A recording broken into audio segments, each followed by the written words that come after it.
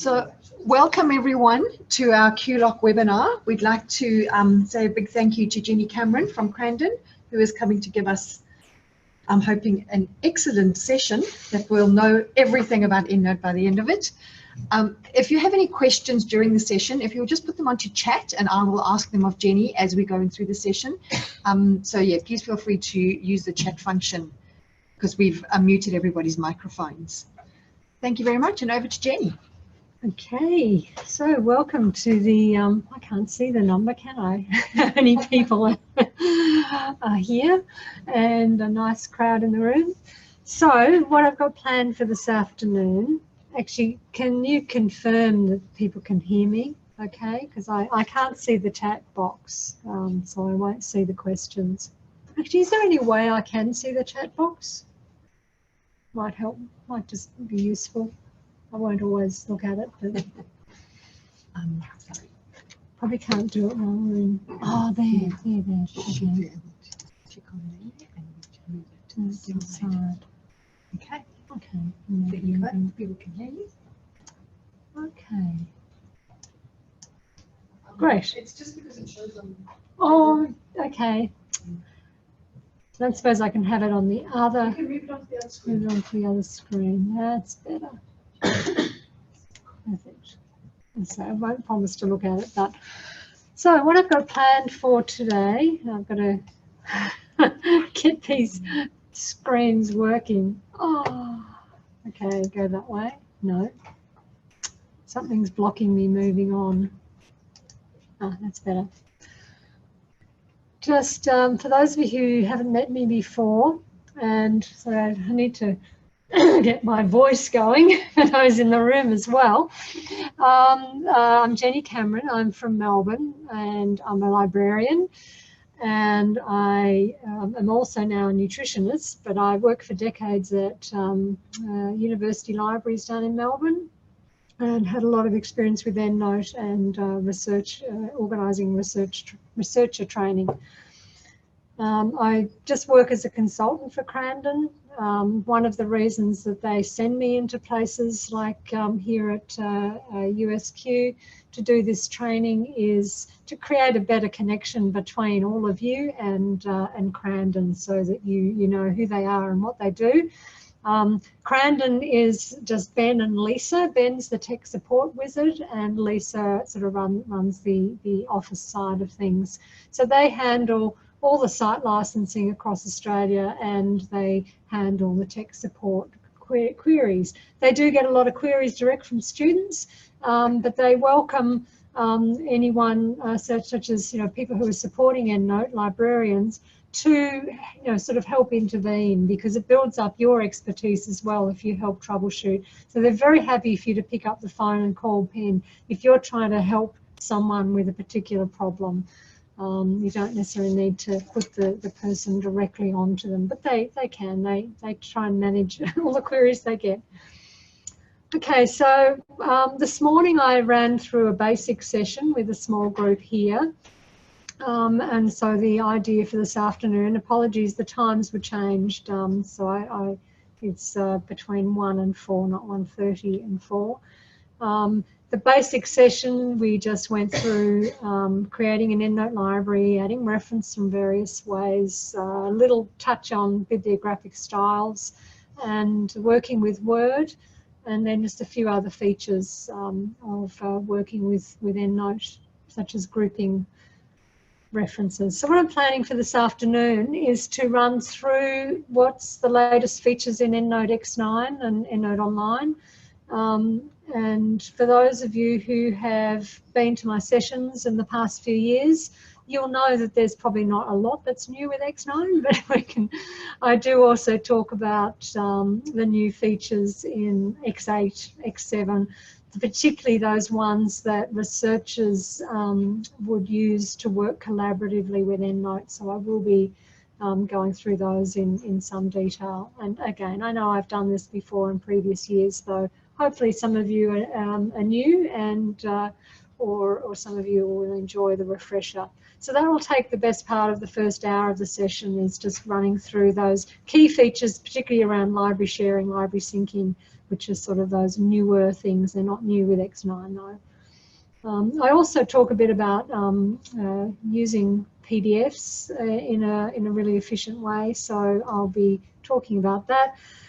After that, it'll be a little more over to you, and I'm happy to go in whichever direction I have questions. So whether it's working with the libraries, managing preferences, modifying styles, or working with documents, the second part of the afternoon, really happy to have you, just be directed by your questions. I can certainly flag what are the most common questions that people have, but welcome all of yours. And if I can't answer your question, well, then we can make a note of it, and maybe Catherine can get back to you with an answer. If there's something that I need to ask Ben at Crandon, I'll do that and get back to you.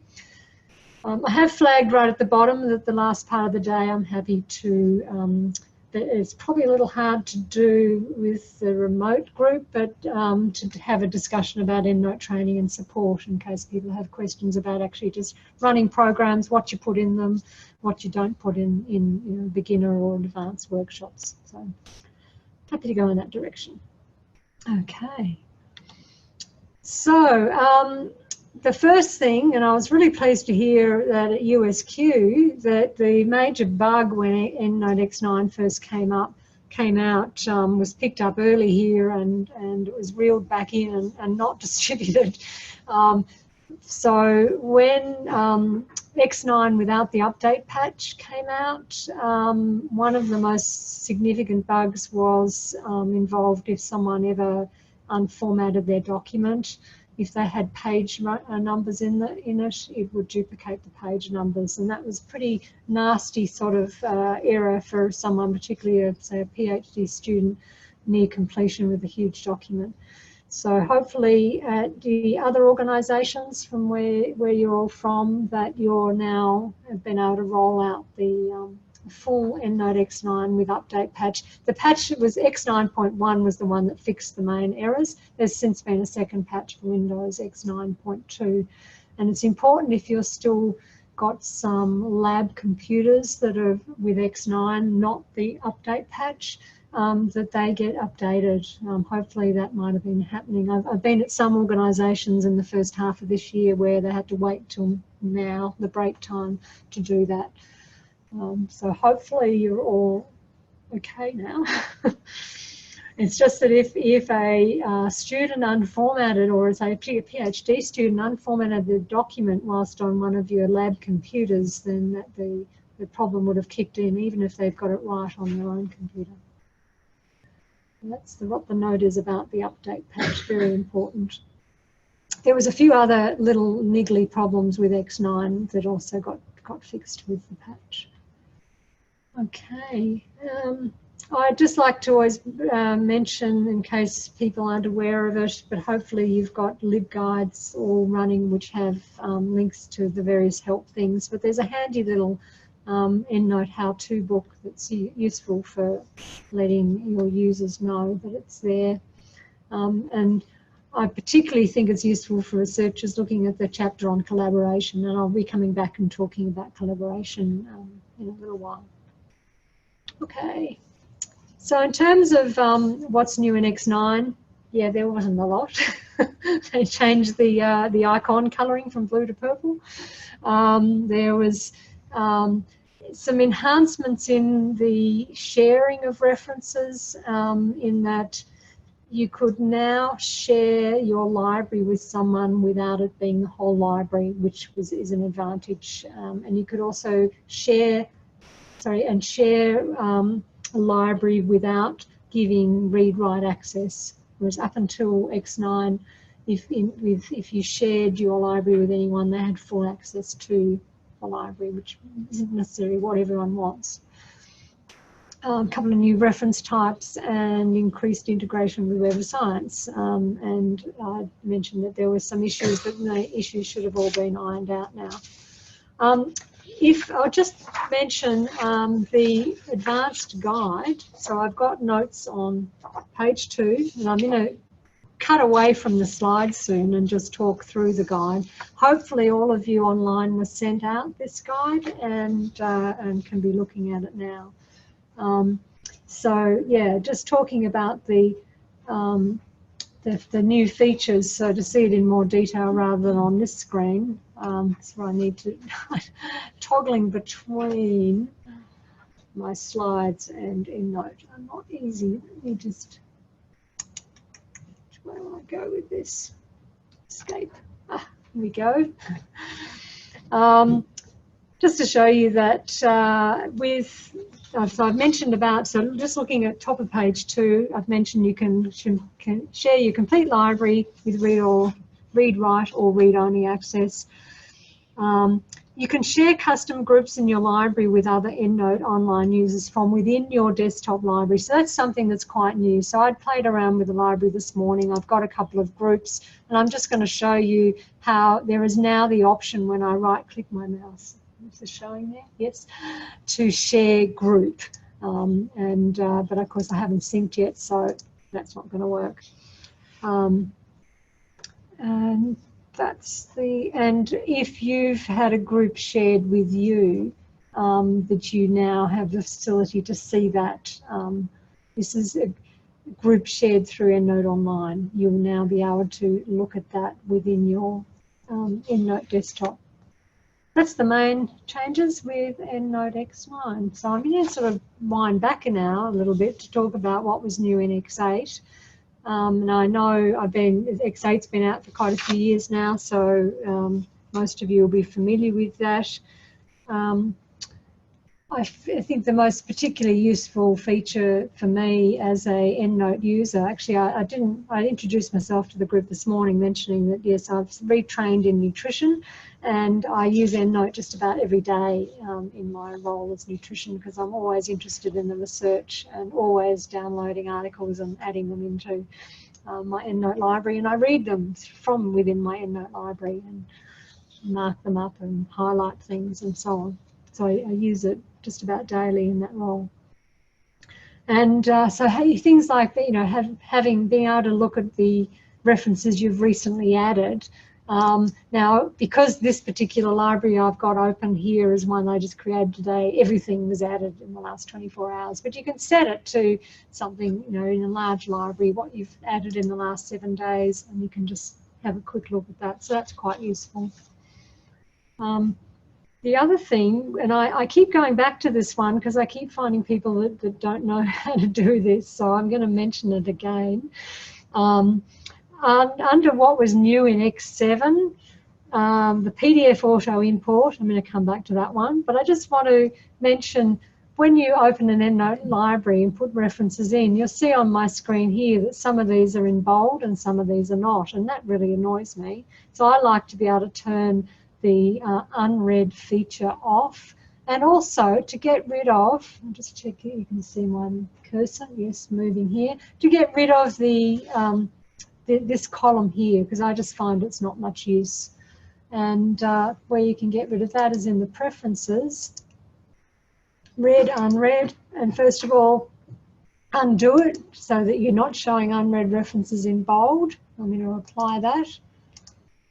I mean, if you like that, keep it on, but I don't, so I like to turn it off. And the other thing is that it's very easy now to get rid of or move or add in new columns in this library display. So just in case some of you don't know that, I want to show you now. So I'm going to get rid of this first column as the read unread, and so I'm going to untick it.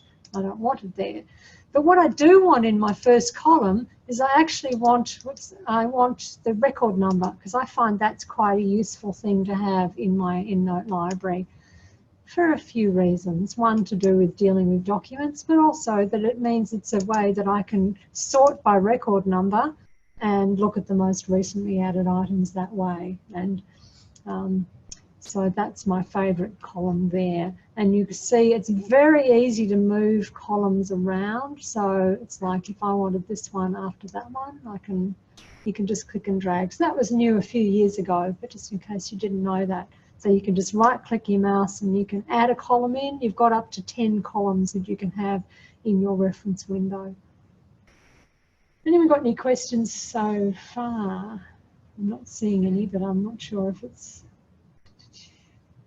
Okay.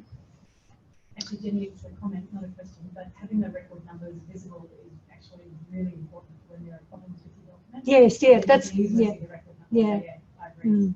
Yeah, it's the main reason for having it on would be that is so that if you discover there's a mismatch of references, you can easily track.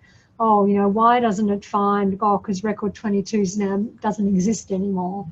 And for people to know that when you create an EndNote library, the record number is assigned, you know, chronologically. And if you ever remove a reference, it never reuses that record number. However, when you sync your library onto another computer, the record numbers are, it's treating it like a new library on the second computer. And so it just spills those record numbers in and it doesn't leave all the gaps.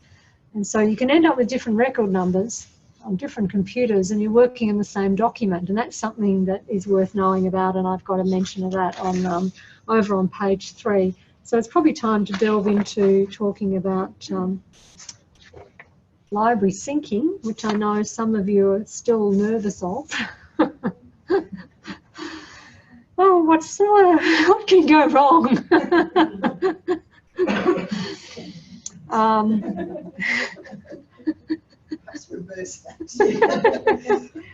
Well, I've got a nutrition library of over 2,000 references and I have it synced, and I'm very grateful that I have it synced for a number of reasons. And by having it synced, it means that I can access EndNote on my iPad. If I work across 2 computers, I've got the same library operating across those 2 computers. I won't talk about what can go wrong just yet. We'll just talk about what can go right if when you start. So to sync a library, it's as simple as there's a couple of spots where you can initiate the sync. You can click over on the left, configure sync, and that's going to pop the box up to put in your EndNote account details. So first question is, has the person ever had an EndNote Online account? If they have had an EndNote Online account and they can't quite remember what they've ever done with it because, oh, well, they used it last year or 3 years ago, I advise them to log in and have a look, or just see if they've got an account. So the first thing is, when you go to sign in, you've put in your email address and it will tell you whether you already have an account attached to that email address. So you pop the details in there and submit. So if they don't find that email, they'll then open up the box for you to populate your details to create an account. But if there is an account, then you need to log into it. So I'm just going to log in. Let's see, where am I going? Go back here. But before I do this, so I could just, I've got an account, well, I've got a few actually. I'm not going to use my nutrition one, but I'm going to use one that I use with my Crandon training. But because I do this training each month and I sync libraries all around Australia and New Zealand, and I've got stuff in this EndNote Online account that I should go and look at before I sync this library. So again, if someone already has an account, I recommend that they log in, and they can just log in. Let me just make sure I can get this open. Log in.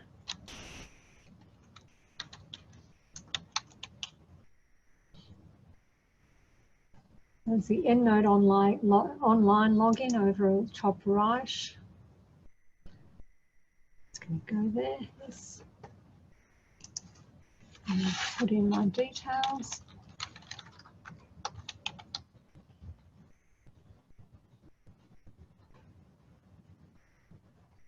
And my password. I'll put in that one.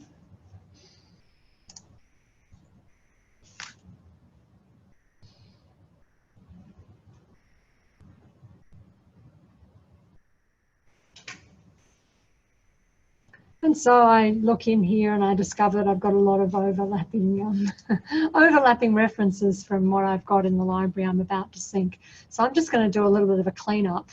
Quickest way to clean up might be for me to select all and then delete, but I'm going to leave a few in here so you can just see what happens when I leave leave some in and not others. So I'll just untick a few. Some might end up being duplicates. I'll just grab a few.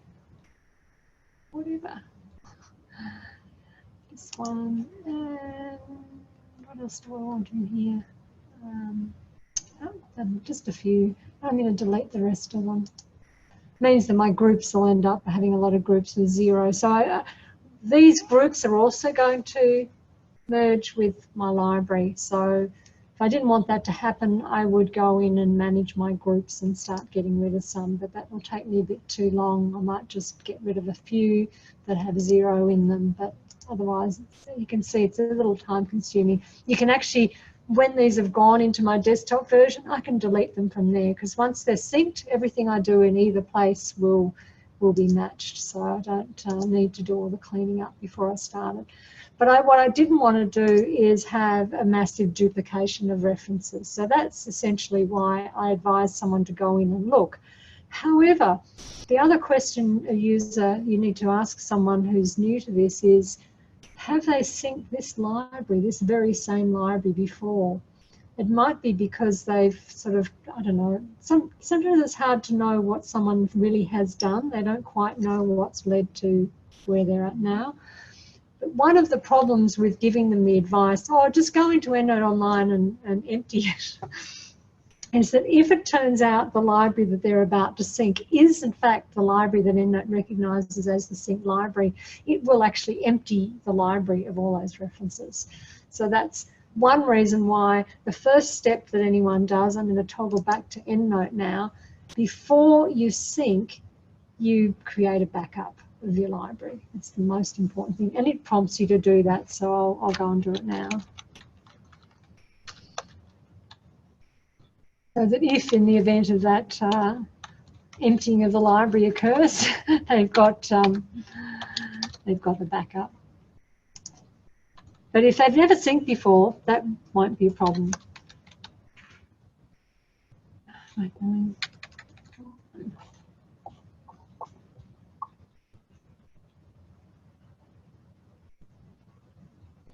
This is just putting in my credentials. I haven't started the sync process. I'm now going to click the sync library up here. And at this point, it should ask me to create a backup. And in all circumstances, except today's training, you would go yes, but I don't want to. I'm just going to cancel out of that because I don't care about this library if all was lost.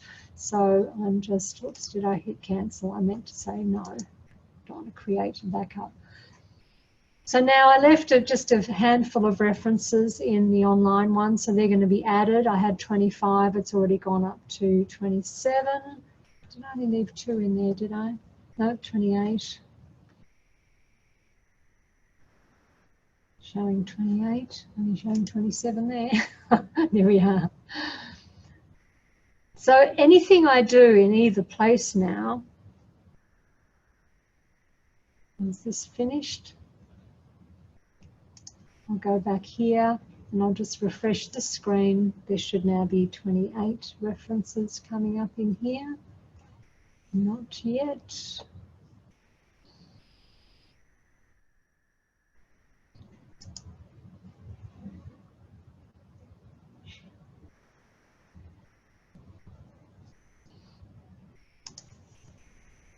Still working in getting these references from the desktop to the online. Anyone got any questions so far?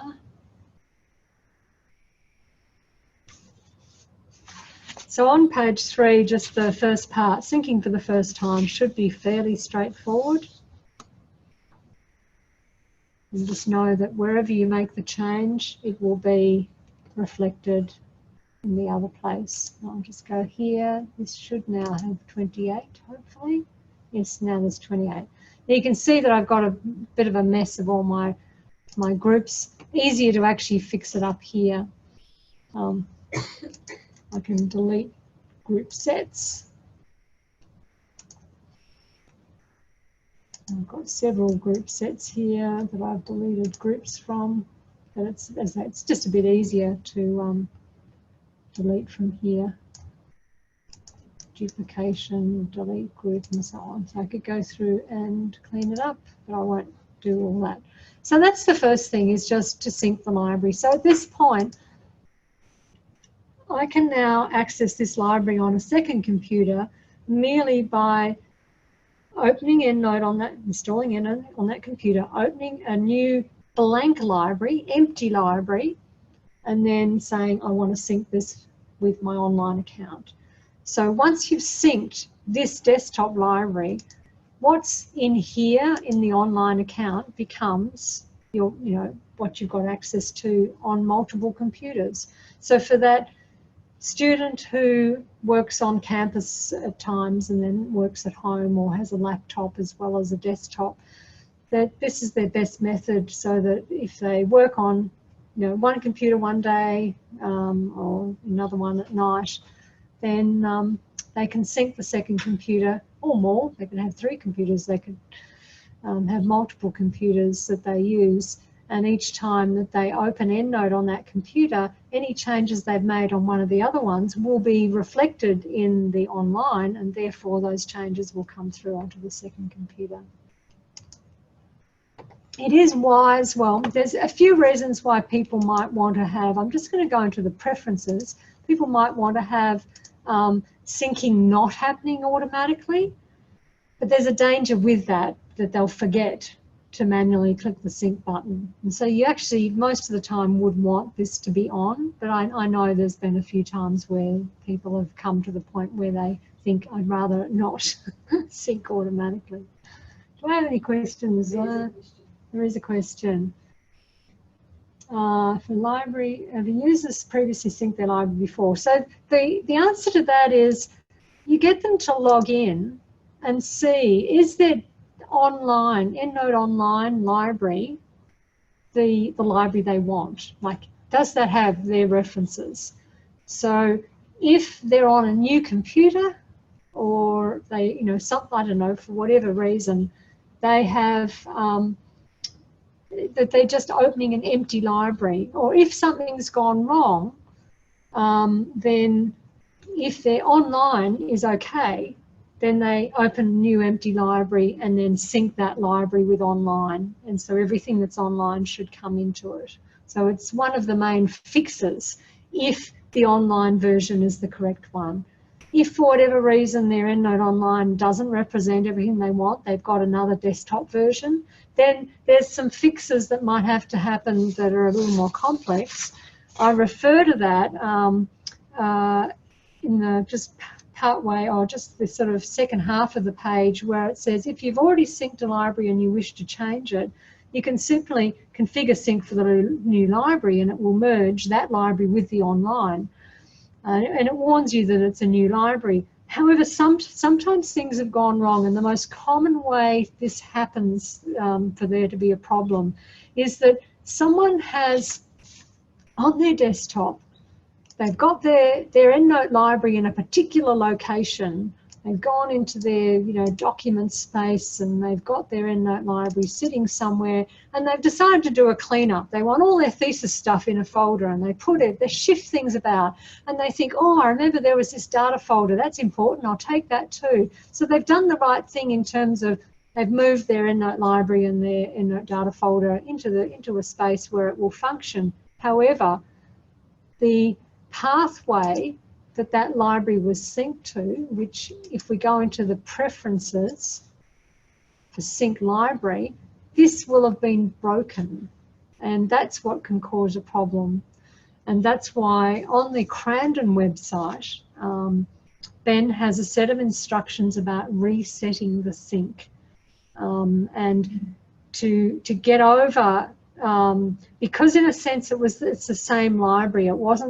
It's not as simple as just I want to sync a different library. It was recognizing it as the same library, and so you had to actually trick EndNote by appending this something to your email address within here, within the spot where the EndNote account credentials. I haven't got all the details here in the guide, but if you go to the Crandon website at that URL, there is instructions about doing that. As I say, the most common problem is that they've moved their library on their computer. So is that answering the question? To avoid the library emptying. Yes, thanks, good. Is syncing a better option for iPad than the EndNote for iPad app? Well, the EndNote for iPad app is actually just reading EndNote online. So in order to get the EndNote iPad app working properly for you, you need to sync. So that's the first instance, is sync your library so that you've got a full library in EndNote Online, and then when you download the iPad app and put in your credentials, that's the library that you see on your iPad. And if you make any changes within your iPad app version, it syncs with the online version. It's just the app is just the interface for using EndNote Online, essentially. So yeah, you've just got to first get them into the online to be synced. Any other questions about getting the syncing going, or the problems people have had? Yeah, one where they moved from one institution, so they had the QUT and they had their online account set up with the QUT email. So then they moved to, say, USQ, and they brought their library with them. So the history of syncing was with that library, because they copied it, compressed it, moved it to their new computer. Then they went to sync.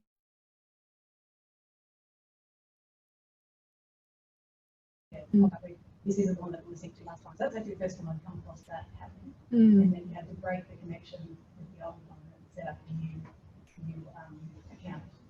Is that what you recommend they do, or should they contact EndNote to get their... No, because in essence they've got. I'm just trying to think. Does it? It's not that complicated to.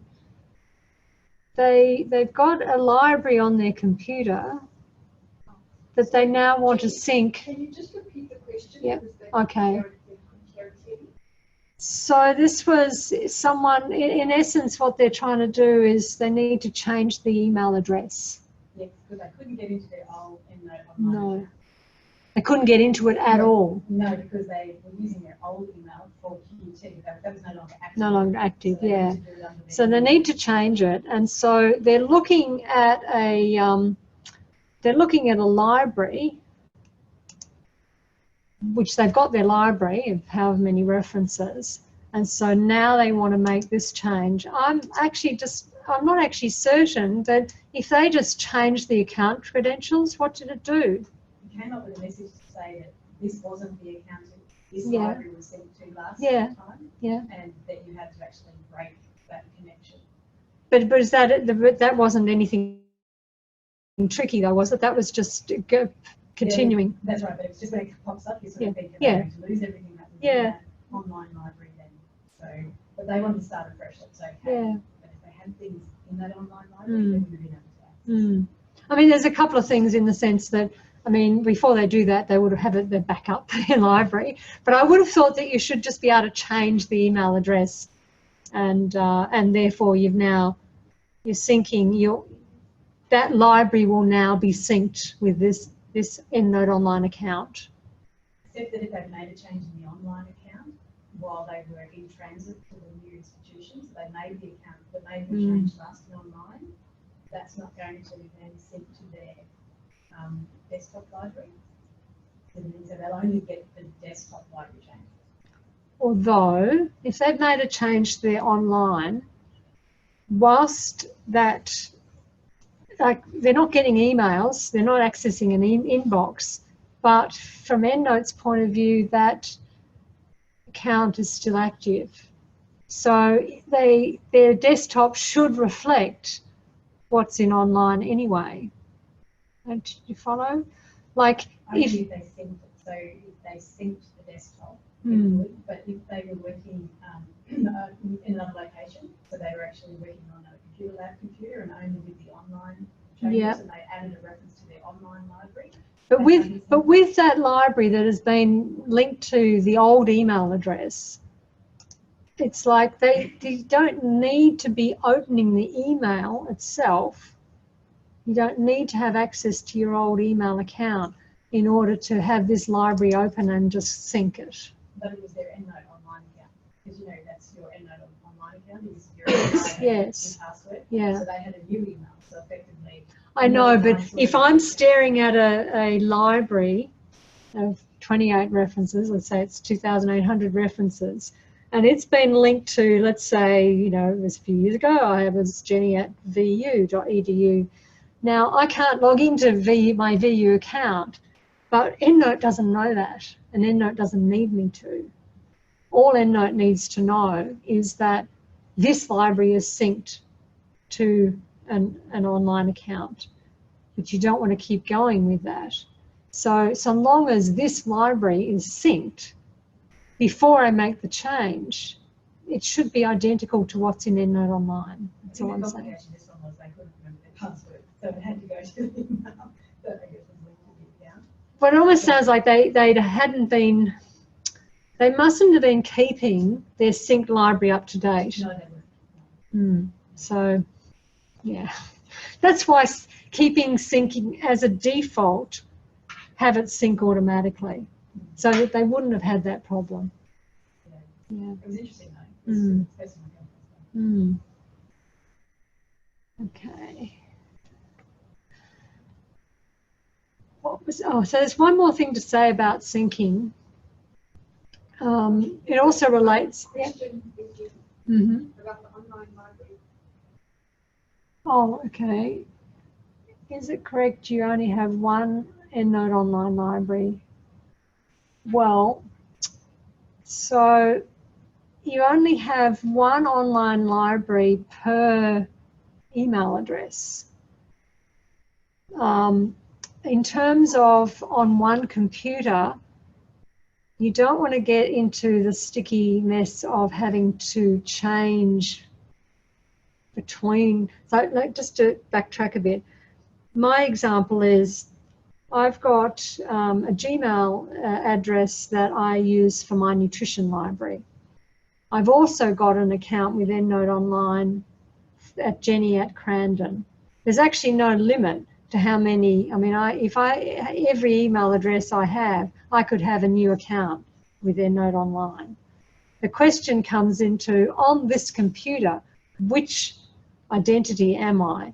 So on my laptop, I don't mess around with accessing the Jenny at Crandon because I just want my nutrition library to always be accessing, you know, my EndNote Online, which is attached to my Gmail. So yes, I have more than one EndNote Online account, but I don't mix it up in accessing it when I'm on. And vice versa, here today, I'm going to sync with, I have synced with my Crandon, but I don't want to mess up my nutrition library. So it's like if you've got multiple identities, just got to think about the scenario in which you're doing it. For training purposes, it's useful to have a different one, and I've always done that. Even when I was at Vic Uni, I had a training account which is different, so that I could be in a lab like this and log in without any fears of anything ever happening. And if it didn't all get cleared away at the end of the day, no one could attack my main EndNote Online account. So, as I say, if you've got several PC libraries, yes, you can definitely only sync one of those, because if I open another library on this computer, when I go into the preferences, it's still the same in here, okay? Is that clear? And this is where you could get into a mess if you tried to flip between two identities on the same computer. Okay. I mean, you can do it, but I don't. I don't want to. And you could experience. I think that's where it all comes down. With most of the students where we have trouble with stuff, it's their lack of understanding of how all the bits and pieces fit together. Yeah. And you sum it up there. Your experience tells you not to try and do those things on the same computer. Yes, and with the thing is that if they, they don't have to use the university email address to get an EndNote Online account. All EndNote cares, anyone can take out an EndNote Online account. They don't even need EndNote. They don't need a license to it. But if a person has a licensed editions installed on their computer, they're looking at the desktop. Once they sync that account with EndNote, then they get full functionality. But they don't care whether it's a Gmail, Hotmail, or a USQ or whatever. EndNote doesn't care that. I think sometimes students think, oh, do I have to have an EndNote account that's my uni email? No, you don't. So it's just whatever email you give it when you sign up, it knows that you've got a fully licensed version because you've signed up through the desktop installation. No, I didn't repeat your question, did I? I want your statement. Oh, good, thank you. I think sometimes webinars are easier when you've only got the, you haven't got two audiences. Okay. Okay, so that was the answer. Okay. I'll come back to, so I've got the little note in the middle of page 3 saying record numbers are different. I'm going to come back to that because this relates to library sharing as well. So I might move on to library sharing. So if you're going to share a library with others, of course, you've first got to sync it. So you can only share the library that you sync. You can't sync one and share another. That's the first thing. So once you've got a library synced, sharing is pretty simple. I can click the icon up here to say share library. And because it's already synced, it knows which library I'm talking about. I just enter the email addresses of the people that I want to share with. So I could enter anyone's email address. I'm going to send it to myself, my other identity. And so you can see what happens when I've invited. And at this point, you can see I have the choice between read and write, so full access, or read only. So the person sharing it needs to decide what they want. If it's a research team, and that's sort of what this is designed for, then they probably want read-write access. Like, there's not much point if everyone's going to be collaborating on something to have it read-only. But obviously you can share, and this is where, with safety, you can share stuff with people that you don't want them touching. They can open your library, they can drag your references into their library, but they can't edit yours if you give them read-only. So you've got the choice. When you click the invite, it's going to pop up here. And so if I've invited multiple people, at any time, I can come in here and I can revoke that I can remove them. So what happens here is that they get an email into their inbox that says you've been invited to the shared library by this person. And if you want to do that, you click on the link. The link will take you to the login page for EndNote Online. However, it already knows that you've come wanting to access that library. And so if I've invited someone and all I know is their Gmail account, but in fact they've set up their library with their university account, that doesn't matter at this point, because you've clicked on a link and that link takes you to the login page. You just put in your other email and it will then link you to that shared library. If they ignore the email, you can remind them. So if it still says status pending, you can remind them at any time, a week later if they haven't actually accessed their library. And you can change. If you think, oh, I didn't want them to have full access, you can change that as well at any time. Okay. Any questions? So, yeah. Sorry, with the read-only access, does that mean they can open up PDFs and things like that or not? And can they also copy that and put it into their own library? Yeah, well, with read-only, they'll be accessing the library. I need to get someone to share one with me. I have to ask. I'm about to open a shared library, but he's given me full read-write access. I can do that now. I've got this library. Great. Can you, let me just think. I do have my email open. If you can... I'm just, No, I'll just check when I synced it. What's that? I'll just check when I last synced it as a test library. So were you're going to invite me to one, or? Yeah, I can Yep. invite you to one if you like, or you want to invite me. So we're, just for those of you online, we're going to test. The question was, if it's read-only access, what can the person do when they're reading that library, and does it give them access to the PDFs? My understanding is that it does, they just can't edit things. But let's see if we can do something here. Now I've got to access my email, and then does my head in slightly. I've got to somehow access my email without the whole world seeing my where is it? Oh, no, I haven't got it open. Hang on. Let me just. So if you go to the edge and just open the Oh, that's probably a good idea. Anyway, I'm over here now. I'll just sign in. And account.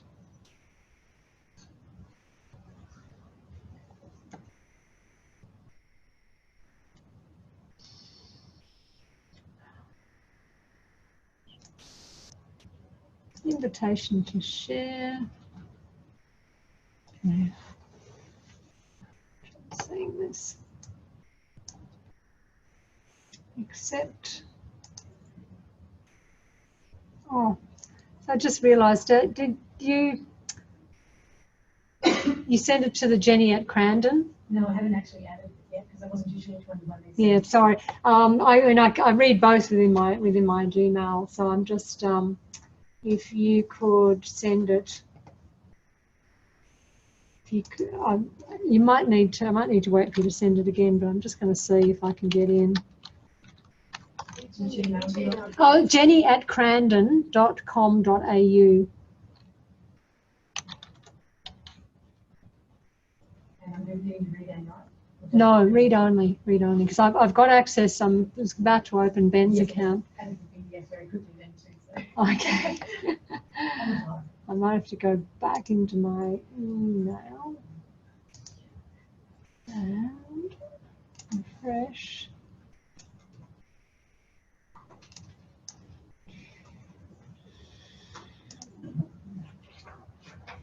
I was just wondering if I had to wait to receive it, or whether the spot I'm already at is going to let me. I'm just going to see if I can get in without waiting.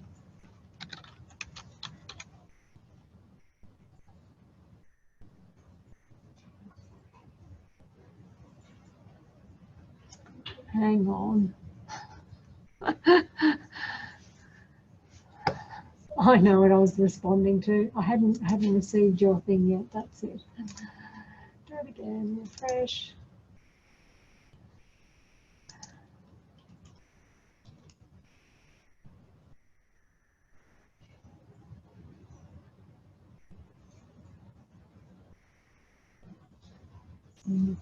I should have just said send it to the Gmail, because it didn't matter which one you invited me to. It's which one I log in with.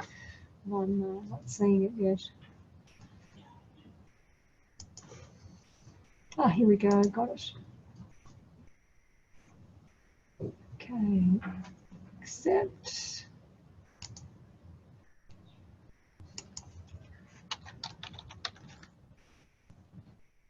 What I'm doing here, for those of you online, is that I'm now going to log in to Trish, is it? To connect to Trish's library that she shared with read-only access, because we wanted to test if there was exactly what I could do when it's read-only. Fingers crossed that this works. Okay. So now the invitation's accepted. I should be able to, when I go to Open Shared Library, I'm expecting to see an invitation to Ben's library, but I'm hoping I'm also going to see the invitation to Trish's library. Yes. Good. Test library too, so it's very messy. Great. No worries. So I'm going to go into Ben's first because I want to show you what it looks like when there's full read-write access. So I'm going to open Ben's. So I've done that from within my library under File, Open Shared Library. So it was just the option there. And so you can see I've been invited to multiple libraries. So I'm now just selecting which one I'm about to open. And so on the screen, it will be the new library, Ben's library. And I can do what I like to this. I'll just indicate that whilst it's filling.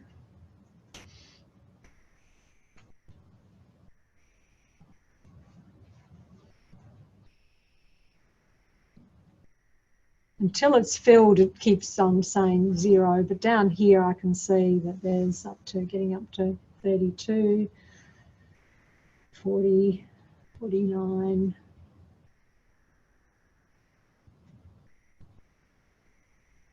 Okay, we finished. So there's 58 references, and I can decide that I'm going to delete this.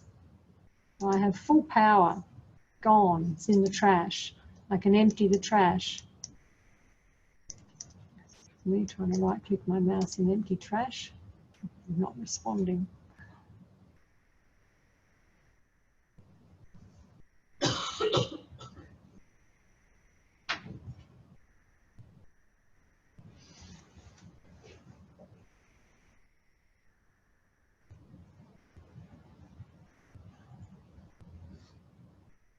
Didn't like me accessing the trash.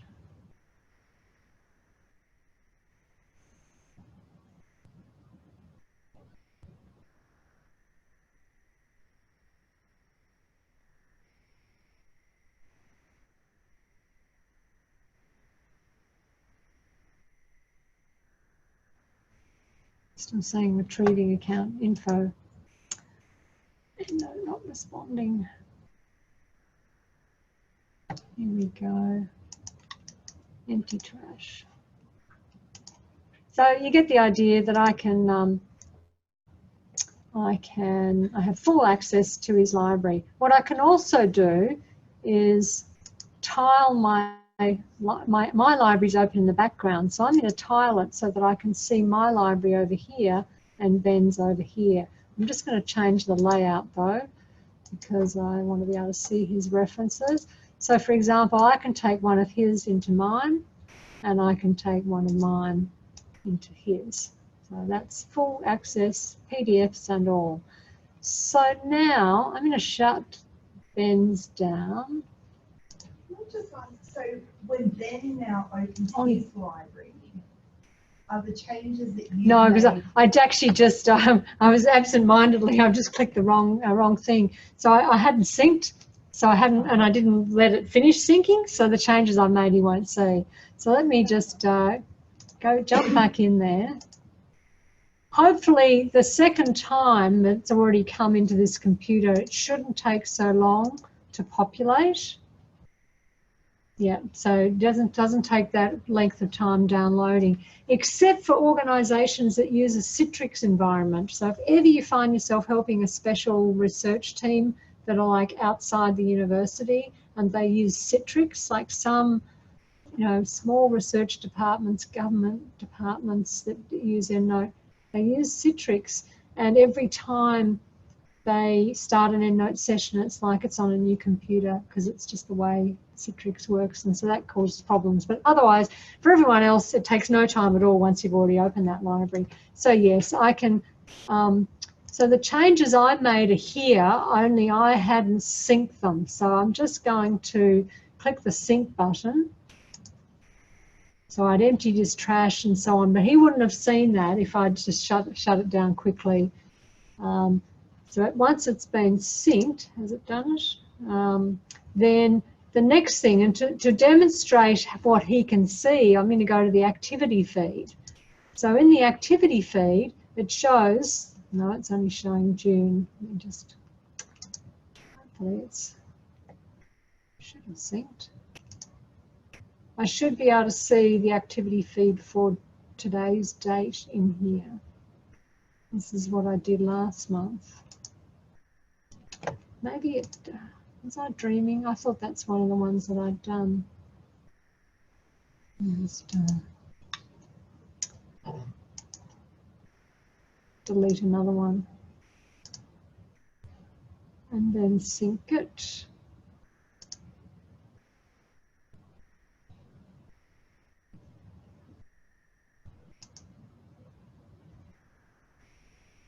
Still not showing. I don't know why, it normally does.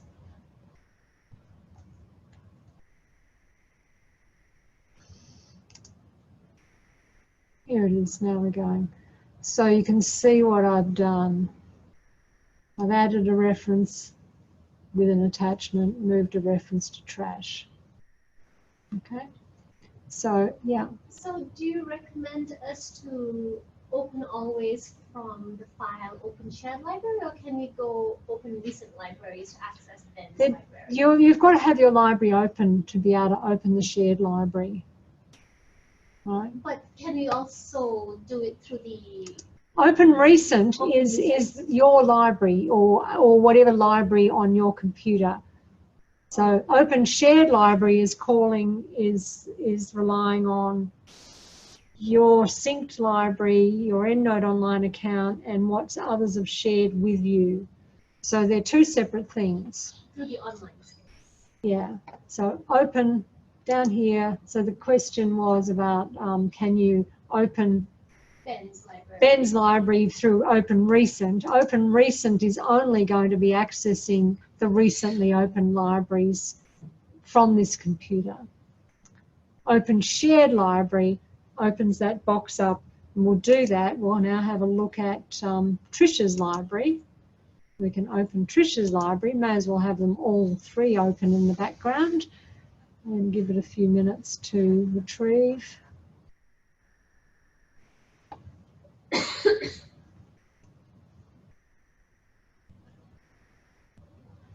may take a while too. How many are in there? I was working in a group. There's not very many PDFs, but there are 1,400 records. So there's many PDFs. Let me just, while it's still populating, I just want to open a PDF. So the thing is that I shouldn't be able to do anything to this. But can I read the PDF? No. See, the highlight text function is grayed out. See, I can't do anything to the PDF. So if I wanted to read this PDF and do my own marking up and highlighting, I'd have to get this reference into my library, which I can do by tiling and get this one across into here.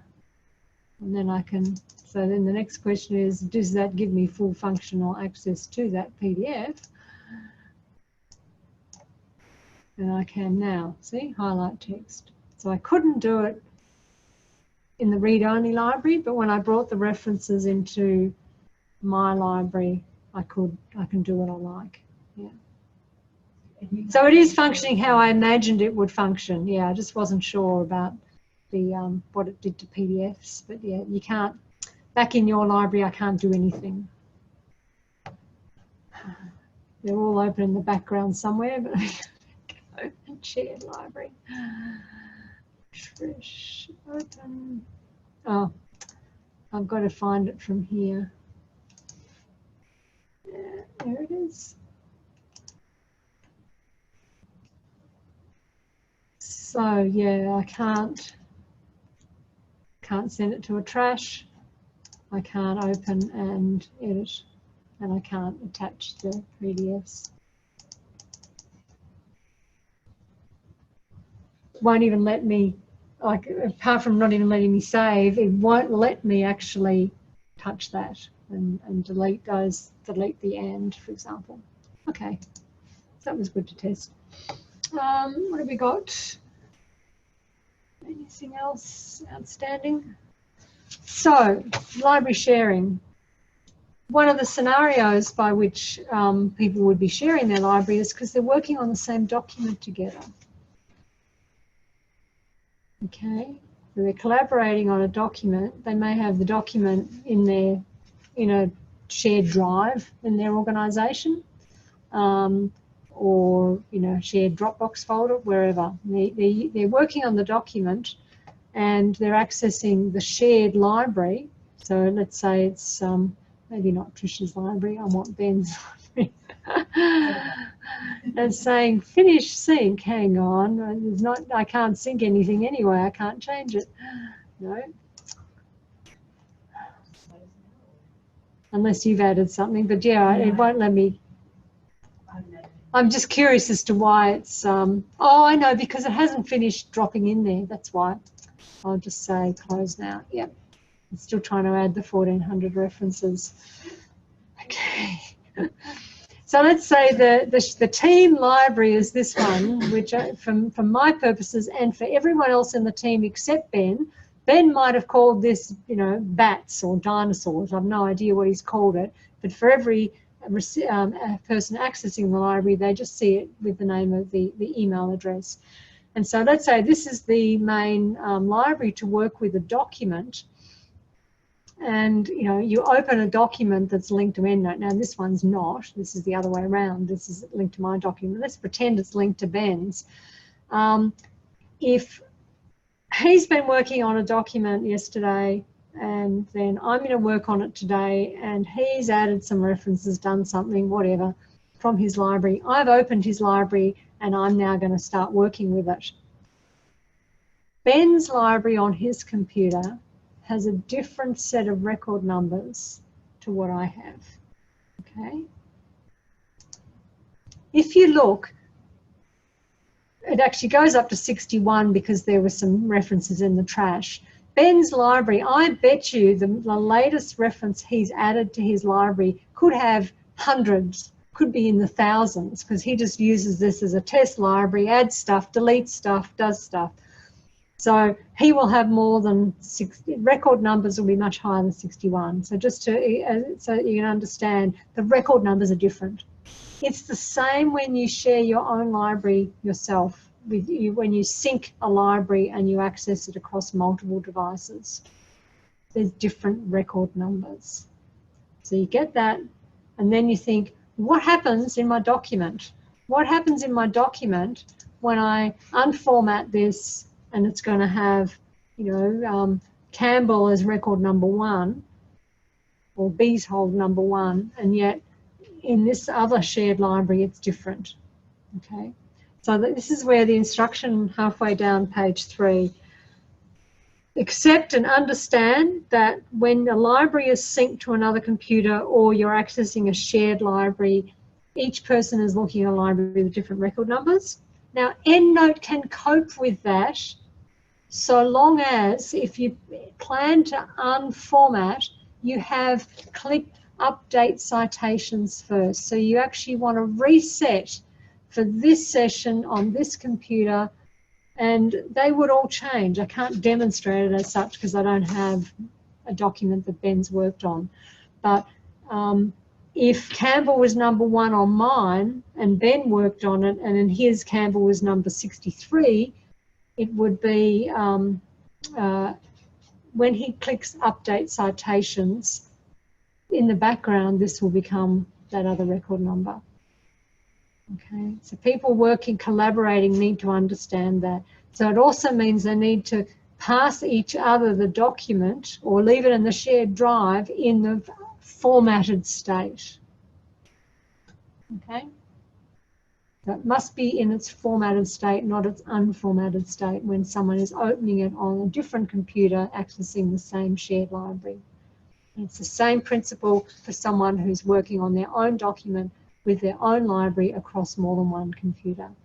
They must make sure it's in the formatted state when they open it on the new computer. And if they're planning to do any changes which are going to involve possibly having to go in and unformat, first click update citations. If they don't click update citations and they don't unformat, nothing's changed. It's all fine. But to reset so the record numbers match this library on this computer, they need to click update. Anyone got any questions about that? how do you force the Word document to connect to the shared library rather than attempting to connect to the local EndNote library? How do you force the Word document? So you've got to have, if you're working with Word, you have to have that library open at that time. It's like the accessible library. I know I've got multiple libraries open, but at the moment, this is the one I'm using. If I want to connect back to my library, I've got to shut this one down and I've got to access my library. So to make sure, so that, I mean, what that question highlights is that I could have on this document connected to my library, I could have added a reference from Ben's. And you can do that, and people get in a pickle with that because they can have multiple libraries attached to the one document. And they usually don't know they've done that. That's where the thing I said at the start of the day, when you're getting someone right from the basics to open an EndNote library, I say don't leave the library name as my EndNote library, because that's a recipe for disaster of them having more than one version of the same named library on their computer. And they can end up with those libraries diverging and becoming different. They look similar, but there's references in one that are not in the other and vice versa. And they end up working with a document and they don't realize that they'd actually used multiple libraries. And all is fine until such time as they unformat and then reformat. And then it will come up and say, select matching reference. They don't all match. So how do you force the Word document to connect to the shared library? It's merely you've got to have that library is the one that's open and accessible at the time that you are using your EndNote with Word. I guess I should have just done an example of putting one of Ben's into my document randomly. Bird. Oh, what's that noise? Is that just noisy here? Oh, it's gone. Good. Okay. I'm just going to insert. I've inserted a citation here, so all's looking fine except if I unformat. So if I've done that at some point along the way and then I've now got my library open, when I unformat, I've got this bird reference number 9 in here. Reference number 9 is not bird, so we know that there's going to be a mismatch. So when I click update, whoops, up here, update citations, it's, so that's interesting, it's coming up over here. There we go. It's coming up and saying can't find bird.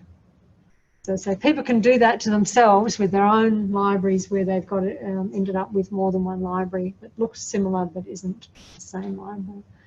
And what are they going to do? Go back, get that reference into the library.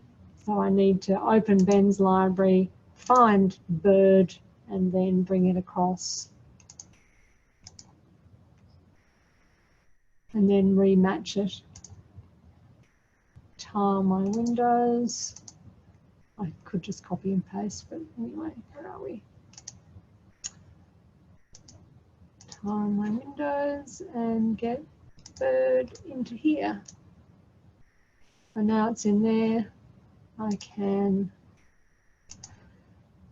update. It still wants me to match it. Sorry, it opens up on the other screen. And I can now attach it. You can imagine what a mess that is if there's 100 of them. I've just got to go through and rematch them. Yeah. Any other questions? That one's answered. Okay. Go time 2:10. I'm showing you the activity feed and Anyone got any particular questions about EndNote Online? I've got a few notes on page 4 of the advanced guide. I know there was something, oops, it's gone into the other. Get it over here and find it. Here it is. I mentioned this morning about the little plugin for where are we? Downloads for capture reference. So this is in your browser. You can have EndNote capture a reference. I probably can't do it here because usually on a lab computer I don't have access to even change the bookmarks in the browser. But you know, you could just, it would be as simple as just dumping it somewhere over here, and then when you're on a web page that you want to capture to put into your library, you just click on the capture button. So that's under downloads in the EndNote Online. Okay. Anything else about EndNote? So EndNote for iPads already, the question already came up, and it is just accessing the references you've got in the online using an app that, you know, makes it easy to log in. Yeah. Can you change the sort by default? Yeah. I can sort by clicking on any of these column headings. So here's I can sort. Is that what you meant, Beverly? Check that you can see that. Over here, so I've got more options over here as well. Added to library, last updated, title, year, source title. So there's a few. Yeah. Okay. Anything else about online? Anyone here? The online version? I mean, I can come back to this when I talk about collaborating, because I always like to make it clear about what the options people have when they collaborate. Another question? I missed that. The capture references. Okay, so if you've gone ahead and been able to, which I can't demonstrate on this lab computer, and have the capture reference bookmarklet in your toolbar, when you click on it, it tries to harvest usually just title and URL, not much more is going to go in there. And it opens up a little window that then a dialog box, which is like creating a new reference. And you've got the option of clicking that you want it to go to EndNote Desktop, not EndNote Online. So you don't actually have to drive it through EndNote Online. As soon as you've done it, you just put it straight into your EndNote Desktop library. So it'll be a new reference in here. So yes, you don't have to be like logging in and accessing your online. But in the first instance, it assumes that's what you are going to do. You're going to capture it into online. But you can then say, no, tick the little radio button to say, bring it into desktop version, and it will come into here as a new reference. It's just a shortcut. It doesn't build a perfect reference, but it's a shortcut for someone who's frequently creating references from web pages. It can be useful. Okay, I'll quickly want to go through PDF management, and just to, you know, some of this is not new. Well, in fact, well, all of it's been around for a few years, but I just think it's such a powerful tool for the researcher that it's worth making sure that you're all aware of. So on page 4, section 3, under PDF management, I've just explained the different things. Some of these have been around for a decade. You've been able to link a file attachment to a record for a very long time, and that's pretty easy. You've got to, I might just resort these by, so if I've got a reference in here and I think, oh, I've got the PDF on my computer somewhere, you can just either right-click your mouse or go up to the References tab and go File Attachments, Attach File, navigate to where you've stored that attachment, and here I've got it sitting here, bees hold. Notice when I do my file naming, when I save PDFs, I usually do just first author year and then maybe a word out of the title. That's just my convention. It's easy for me to match it against an EndNote reference. So when I attach it, it'll show the attachment, only I've got to jump out of this and then back in, and then you can see the attachments there. So that's something you've been able to do for a very long time. I've got a note at the bottom of page 4 saying, beware of attaching large files, especially if you have internet connectivity problems. If you're in an area where you don't yet have NBN, do you have NBN here in Toowoomba? In Richmond, in inner Melbourne, we got NBN on the 7th of July this year. Until then, we had huge internet connectivity problems. And so I was one that got caught with having some large file attachments. Usually, journal articles are usually only less than a megabyte, maybe just a little bit more. They're usually okay. It's if I was downloading some like annual reports from some companies or documents full of glossy pictures, and they were like 8 megabytes, 10 megabytes. And what can happen, and I've actually got, if I can open my slides now for a moment, and just jump through, I'm just going to open library syncing. This is it, yes, I've got to now just quickly show this. Oh, not from the start, no. Sorry, working in this dual thing, I've got to, okay.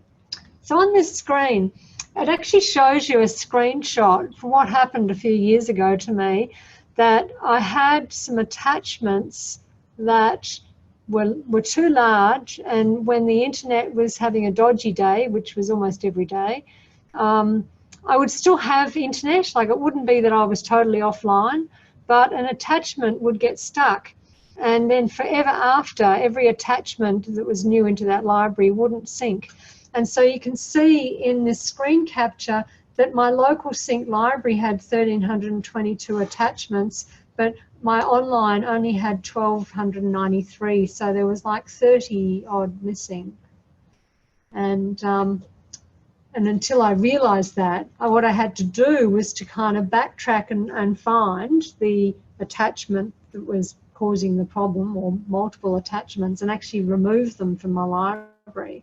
And then once I'd cleared that, the rest of the attachments sort of came up to matching.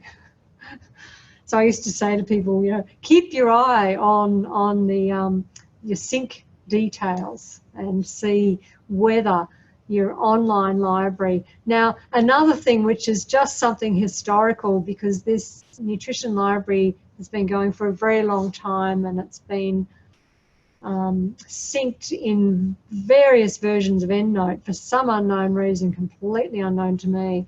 I've got references different by one, and it's still to this day is different by one. I shrug my shoulders because, well, obviously I haven't noticed it, so it doesn't worry me. But anyway, so something's happened, funny's happened there.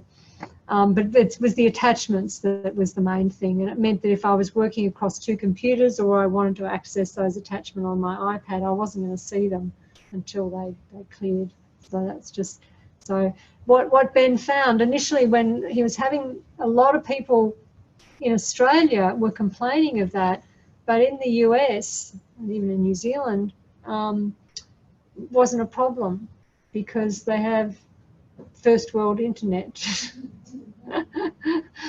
But in Australia, particularly going back a couple of years before sort of NBN had rolled out many places, it was a huge problem. So anyway, just something to be mindful of, and for someone to have a look from time to time as to what their sync status is showing and whether what's in the online library matches the local library.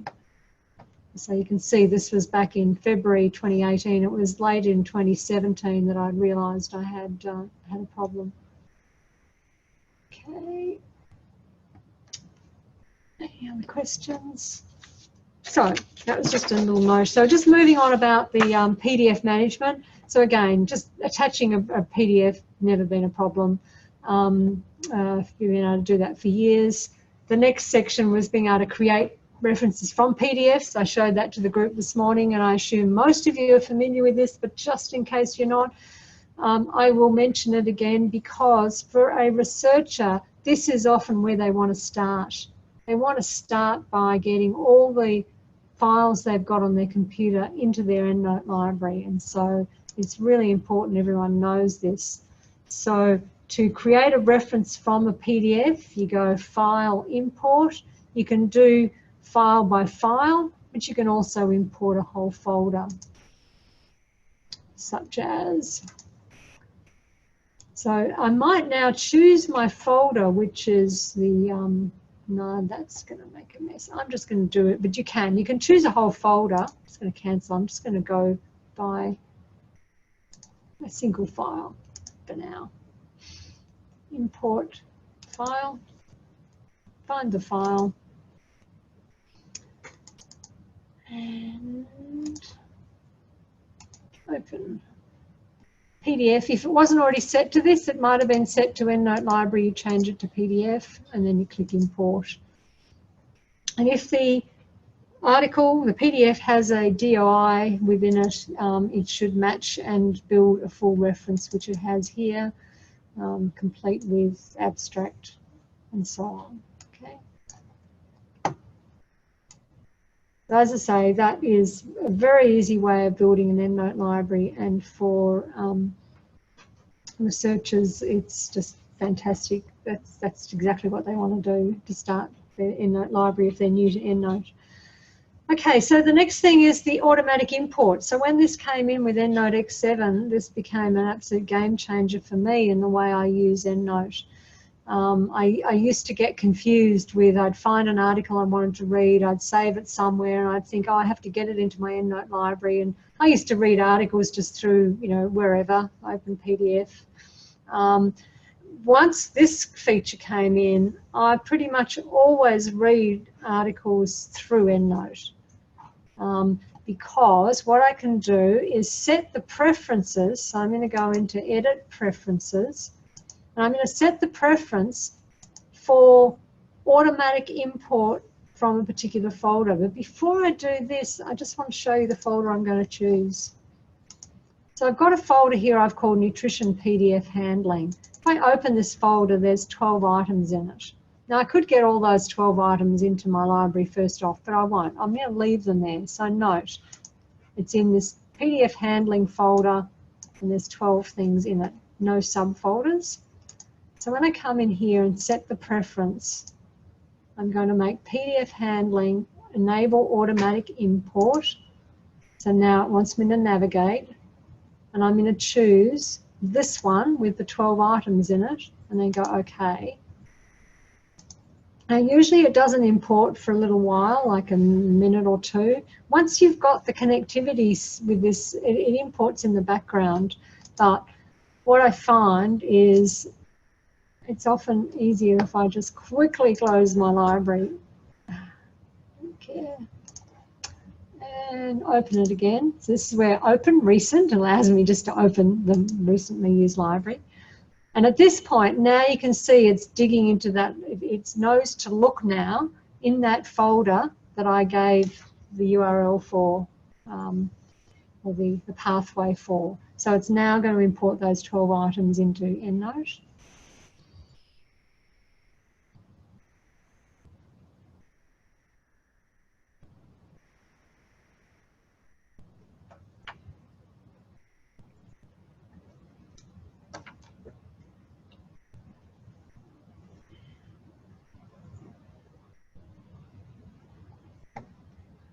So here are the 12 items. All but one of them have built a full record. One of them, because it's old and doesn't have a DOI in it, hasn't worked.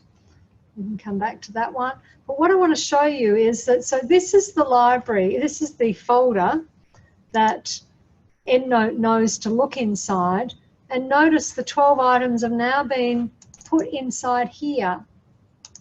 So from this moment forth, if I find a new PDF, I save a new article, I save it into this level, but I don't put it inside imported. I leave it outside the imported folder, but inside my nominated folder. So I'll just do that. I'll just grab one from somewhere else,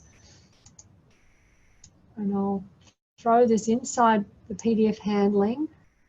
I might throw 2 in there. Oh no, I'll do one at a time. So you can see temporarily there's one outside, but at some point EndNote's going to have a look. Now it's looking in there now. And if I go back here, it's zipped it up and put it in there. So all it needs is anything to be put into that folder. I'll grab one more. Which one? I'm not sure this is already in there. Put it in there. So temporarily it's outside.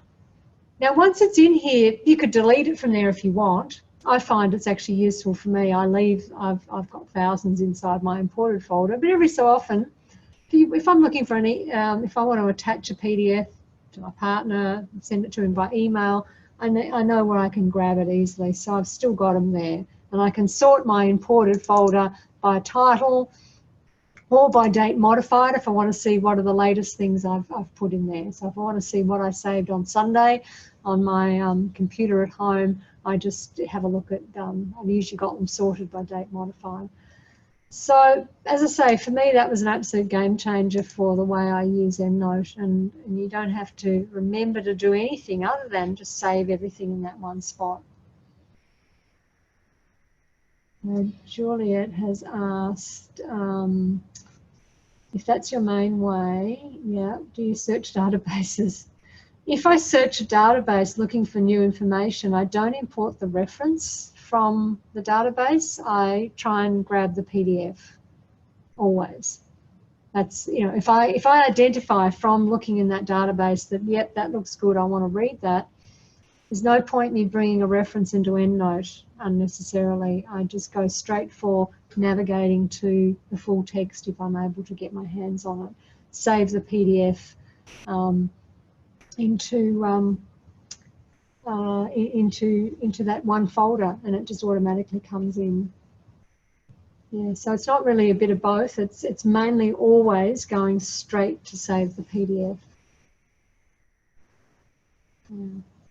And I must say, earlier in the year, when I first got the, what's it called, Copernio working, I mean, I shouldn't reveal this even like I'm on national television saying this, but, you know, I don't actually work at a university, but my partner is an affiliate of a university, and so I'm his secretary. He doesn't know how to access databases. He gets me to do them on his behalf. So I do have access to journal articles, and for many months it was just perfect. Even when I wasn't even sure I was looking for the PDF, it was telling me where I was going to find it. Only that broke and I can't fix it. It's like the login, just can't make it work on my computer. Anyway, I don't know if any experts in, is it Copernio? That's how we say it, yeah. I don't know why it was working beautifully for months and then it just suddenly stopped, and the login hasn't changed. It just won't do it anyway. It's been spreading it like a virus. Mm. Everyone loves it. No, I absolutely loved it, but now it doesn't quite work how I want But it. anyone can find yet. Yeah. If they do, I'll give Any you question? Sorry, I'm not seeing a new question, or is that's still the one about importing? Okay, so Yeah. it says, I'd be interested to know if this is the main way of working to get references in your library, automatically importing PDFs. Do you search databases and rather than importing references from the databases and importing PDFs? Yeah. Do you just save the PDFs and import them that way, or is it still a bit of both? Yeah, but that's what I started to answer that, saying that I actually nearly always go for the PDF rather than bring a reference without a PDF into my EndNote library. And I often refer to it, it's like my eye is on the prize. The prize for me is the PDF, because if I identify I want to read something, that's what I want, and that's what I'm always going for, if I can get it easily enough. If it turned out that I can't get that PDF, but I want to remember that I found this reference, well, yes, I will export that reference into EndNote. and maybe make a note in there that I can't easily get the PDF. You know, and I've got references in my library that don't have PDFs for whatever reason. And obviously, if you're someone assisting, you know, someone's doing a systematic review, well, yeah, you want to be just working with references, not with PDFs at that point. And so that's a good reason to use a database. I think we need a short break, and maybe just 10 minutes, do you think? Yeah. Grab a drink and go to the bathroom, and we'll... I've said 10 minutes, and I'm now looking at 2:31. What do you think? We'll make 2:45. We'll start back at 2:45, okay? And if you have any questions, I'll see if I can have a look at them before we start.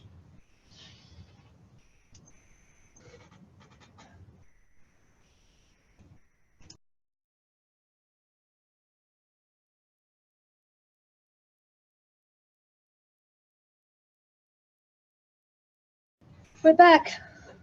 Most people in the room are missing, but we're back. Okay. I just meant to, there was one more thing I didn't show you about the PDFs, which I really like.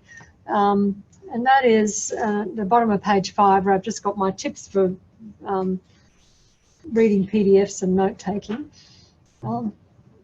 Also, because for those of you who were not with me this morning, I also just want to show you that when you import a PDF and it doesn't work, like say this one, Vogel 2000, that what I do is that when you open the reference, you might be accustomed to the reference looking like this, right?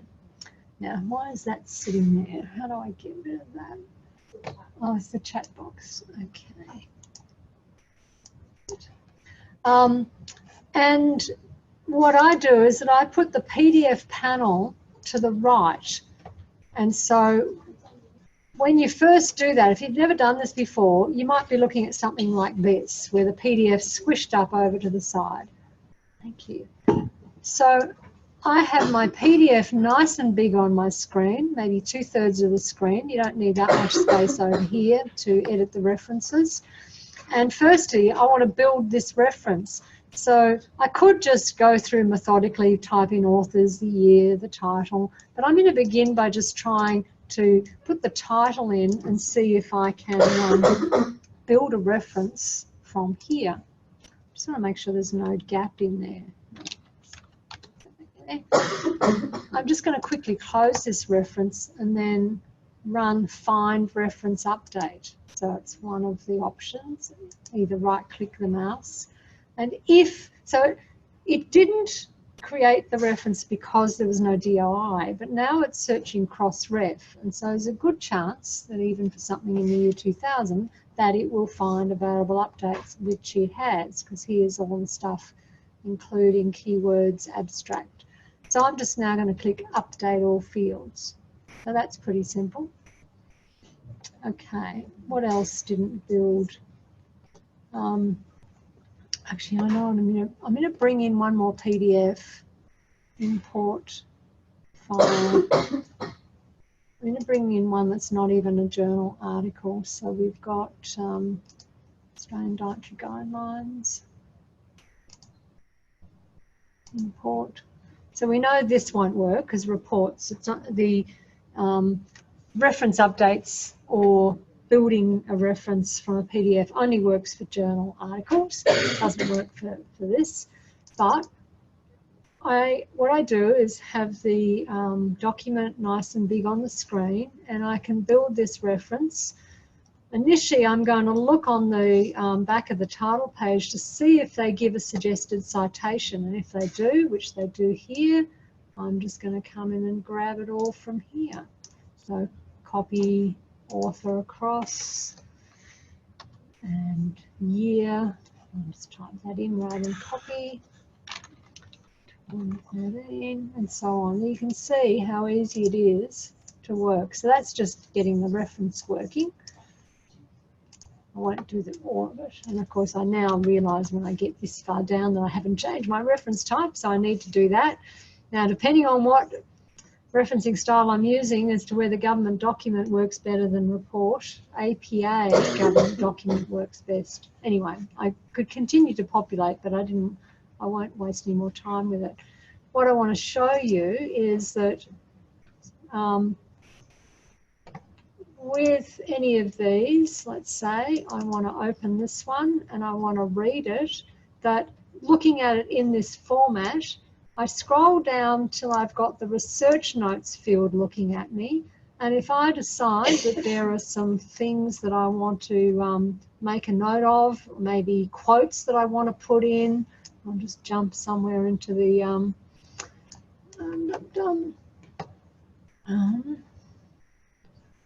okay,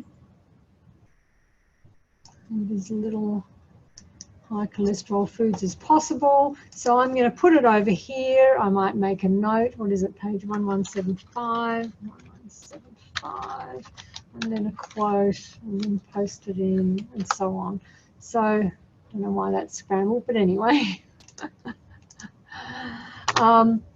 That's the kind of thing you can do. Now, the reason I'm using the research notes field is, see how all this junk goes into the notes field. Now, you don't need that junk. It's all in other parts of this reference. However, if I even deleting it and putting this, if I put my own note in here, and at some stage, like imagine I've made notes in a whole lot of these references, and every so often it's worthwhile with really recent references. These aren't journal, these are some AV ones, but let's say this one. It might be that I first added it when it was an e-print, and now I want it does have volume details. But if you come across one of these that doesn't have volume details and you think, oh, it might have them now, you can go find reference updates. And if it finds updates for that reference, this one it didn't, but it gives you those two matching windows and says, do you want to update all fields, or do you want to only update empty fields, or do you want to manually edit the reference? If you accidentally hit update all fields, and that was a reference that had junk in the notes field, you've wiped your precious notes if you've used that notes field. So that's the main reason why I say if you're making notes, you use the research notes field. I'll just put a few more things in here, testing, because what I also want to show you, let's say you've got these notes, but you can't see which references have these notes in them. I found this really useful when I was writing papers a few years ago, that I changed the style to one that EndNote has built. They're called APA 6 annotated. Now, it's not what you think. It's not annotated with an abstract. It's APA 6 that shows your research notes. You can see I just put the word testing in the research notes, and now they're showing. What was the other one I just changed? Forgotten already now. I think it was that Sachs one. No, I put it in one other. Freeman, there it was. So there it is. Now, as a little thing, when I'm doing this on my own computer, when I make these sort of research notes, I actually just add, this is just my own little symbol, an asterisk at the start on a separate line, and that's so I can easily tell my research notes from the rest of it. Okay. How has this come? This is a reasonable time for me just to jump momentarily into looking at output styles. So the APA 6 annotated, if we look at the template for each bibliography item, they've added research notes in. It's not abstract that they've added in here, it's research notes. So it's a really useful place that if someone wanted to, it's like the old-fashioned idea of having, you know, with the old card system where, you know, you had the reference and then you wrote your own notes on a card. And, you know, this sort of software should have done that, but it hasn't always done it in a way that's been easy for people to just, like, say, print it out or access it easily. And so this particular style called APA6 annotator was created for that purpose. You can see that for all the main reference types, they've added research notes. But they haven't added a space, so that's why I add my own little space in here with an asterisk so that I can see that this is my stuff. Any questions yet? No. How many have we got online now? Have we had attrition?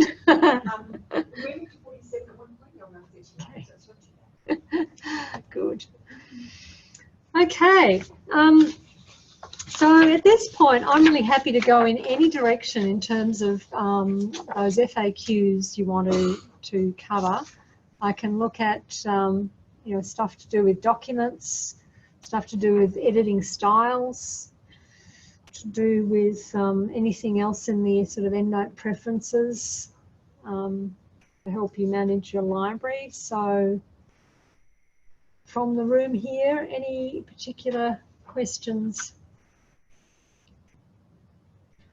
What I should have done was mandated that everyone come in with a question. Sometimes I do that when I've just got not doing a webinar, that I go around the room and get everyone at the start of the session to tell me what that sort of one question that you have that you want me to cover. That way, when we get to the end, near the end of the day, and you're tired, I have some questions. So I hope I have questions. Otherwise, I'll just can keep chatting on. But yeah. Just recently, I've had two people when they've updated to EndNote X9. Yeah. The .enl file has disappeared. So they've got the data file left, and I don't know, maybe it's a coincidence and these people both deleted it. Okay, so the question was about when it's happened to some people that when they've updated their EndNote version, wherever it is that they've had their happy little EndNote file setting, they've got the data folder, but they seem to be missing the ENL. I can't see any mechanism by which the upgrading could have done that, because the upgrading of the version does not go into your document space at all. It's more likely that they've done something funny. I mean, I've seen people go and when they're trying to, you know, maybe they're changing computers and they think, oh, I need to get... Exactly what's happened. Yeah, and what they've done is that they might have put the ENL inside the data folder. I've seen people do that. Yeah, they think, oh yeah, no, it should go in there, and they've just disconnected them. And that's one of the reasons we had the question this morning about backing up your library. What's the difference between save a copy and the compressed library? Well, you know, you can save a copy of your library, and when you do that, it's like which location. So it could be on a flash drive, it could be anywhere else on your computer, and it will create the data folder and the ENL. But, you know, the best method of backing up is to save a compressed library, and then you can transfer that wherever you want. You can email it. It's a single file when it's compressed, like a zipped file. And then when you open it, it unpacks the ENL and the data folder. So hopefully when they did that, they had saved a copy of their library. No, you just start, what you do is you start a new EndNote library in another folder with the same name, you delete the .data file, and then you drag the old .data into that folder, and then the new, you can trick it. So you open up the new .enl, and that will talk to the old data file. Does that make sense? So step by step. So they found the ENL somewhere. No, they've lost the ENL. They've lost the ENL. So what I do is I start a new EndNote library with the same name as the old one, but in a different location. So in a new folder or something. Then I delete the .data stuff, just delete it, and I get the old .data stuff and move it into the same folder. Then I open the .enl, and it talks to the .data file, and it magic. Everything's there? Everything's there. Okay. Whether you've got PDFs or not, the PDFs, the files, everything's fine. So Okay. How to translate that? It's called bush mechanics. Bush mechanics. And we back everything up. Trial and error, basically. So apparently it works that if you're missing your ENL file, you can create a new EndNote library that's empty with the same name In a different folder. in a different space, different folder, and then extract. So presumably you delete the new .data file, yeah. And then put the old .data Can I just check, folder. when you delete the whole thing and then you just transfer the new one as it is, yeah, okay. Old file into the new folder, Mm. and then they took. Anyway, I can't work out how someone loses the ENL, and it's usually the other way around. They've saved the ENL. So apparently, yes, you only need the data folder to recreate a library. Okay. Okay, we have a question. Comments about editing styles. Well, I've got some stuff on which page? Page 12, modifying bibliographic styles. And we can just have a little play around with what are some of the main modifications people want to make. I'll start with just going back to, so just the basics of when you want to edit a style. If it's the style you've got currently selected, there's a bit of a shortcut. When you go edit output styles, you can edit APA 6. However, you don't have to go that way. You can just open Style Manager and then select whichever style you want to edit. Then you could go into any of these and have a look at them. So it really comes down to what is it you want to do with a style. So let's go and open up the straight APA 6 and have a look at the style. So it helps if people understand sort of what's driving things to be in a certain way. So first of all, in EndNote, they will always put whatever manual or guide it's based on. One of the problems with the Harvard style is that it relates, the only manual is Snooks 2002. Anyone who's been in library land prior to 2002 will know how astonished we all were when that 6th edition of what was the wonderful AGPS style manual, when it came out, put together by Snooks and colleagues, it was a dog's dinner. And so it's a very strange style, but nevertheless, some years ago, one of the EndNote trainers from the US was out here, a decade or more ago.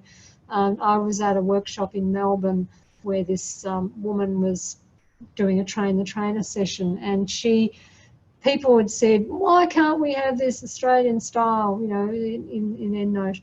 And she said, well, you give me the manual and I'll create the style. And so at the break time at the Deakin Uni Library bookshop, she bought the manual, which she took back to the US to create a style. And it came out in EndNote, not as one of the 500 styles that's stock standard, but it's on the EndNote website as a GMO 6, Australian Government Information Management Office. However, it only did the basic template. It didn't do all the variations of referencing styles. So anyway, and since then, because that GMO or Snooks 2002 didn't really handle a lot of things well, people have gone off in their tangents around Australia and created versions of Harvard, 6th edition. And it was wonderful when we had John East in Queensland, who was kind of the keeper of that style. But since he's retired, it's all around the country. Everyone's doing something different. So whether it's at Adelaide Uni or wherever, everyone's sort of going off in different directions. Now, a few years ago, Ben said, well, we can host a style, on the Crandon website. However, you've got to tell me what the rules are. And that's the sticking point. People have got different interpretations. I'd love it if there was just one style that we all agreed on. but there isn't. So anyway, that's the history of the Harvard one. And even better if you can get people to use APA rather than Harvard. So coming back to when it's an EndNote style, they will always say what it's based on, and they will stick to the requirements as closely as they can for EndNote. So now I've got a question here. Does the year have to be according to earlier year first, then later year via EndNote, for example? Yeah. So this is in the, just confirm, so this is in the in-text citation. So where are we? Get my brain around this. Author lists. No, that's not the one. Where are we going? Sort order. That's what it is. It's a sort order. So in each referencing style, there's a sort order as to how the references will display. So you can see APA is set to same as bibliography. When you go to the bibliography, the sort order is author year title. So the example that we've got here of example Zhang 2011, team 2018, Rijal 2019, that would be sorting by year. So you would actually have to, if you wanted that as a sort order, you would have to edit a style to make the sort order first up by year. You can see that that is possible, but I don't know of a referencing style that wants that. But if that's what you wanted, you can do that. But that would apply to every set of references in every brackets throughout that document. Like you can't, if you override the sort order, and let's say you just wanted one set of multiple references to be displaying in a strange way. Maybe you've actually said, for example, or you've wanted to put a particular work and then say, and also, you know, you wanted to sort of break it up. And the first work that you were displaying, in fact, was alphabetically way down the list, and the subsequent ones were higher up alphabetically. What I'd recommend to someone, if they really wanted to do that, and I have had someone want to do that, is that I say keep the sort order all the way through. Sorry, I'm in the bibliography sort order, but I want to actually go to the citation sort order. Keep it same as bibliography all the way through till you finish your document, and then change the style to don't sort. Everything will stay in that order, but you can then go into an individual set of references in the document and change it. And I'll show you what I mean. So in here where I've got 3 different references, Barnard, sorry, that's just one. Oh, I deleted one, didn't I? Add another one in here. Go to EndNote. It closes down to add another one in. No, don't want to save any changes. And I'm going to add another one in here. Now you can see that these 3 different references are alphabetical. You can, through Edit and Manage Citations, just change the sort order of this group by going into these 3. And I can put, let's say I want this one to be above, well, this first. So I've got, oops, the Tantamango reference, and I go OK. However, the sort order is overriding that. So I've actually changed the order of these references as they should appear, but when I go back into my EndNote and I look at my style, the sort order, go output style, edit. The sort order is still overriding that, but if I change it to don't sort, then I can manually rearrange them. So it just depends on whether you consistently want to make a change like that, or you just want to make a change in 1 or 2 cases. So I'm not sure if that quite answers your question, Arijal, but yes. Thank you. Okay, good. So that's the sort order in both the list of citations. One of the common things, and this actually relates to unwanted initials in text referencing. So you can fix it through editing a style, but I just want to show you, and that's on page 7. I've got a set of instructions about, this is one of the FAQs, that someone comes to you and in their in-text citations, they find that they've got, they've only ever used different papers by the same person whose name's John Biggs. But in their references, they've actually got J. Biggs in some of them, J. B. Biggs and John B. Biggs in other references. And EndNote, if you use all those references in the document, EndNote thinks they're different people.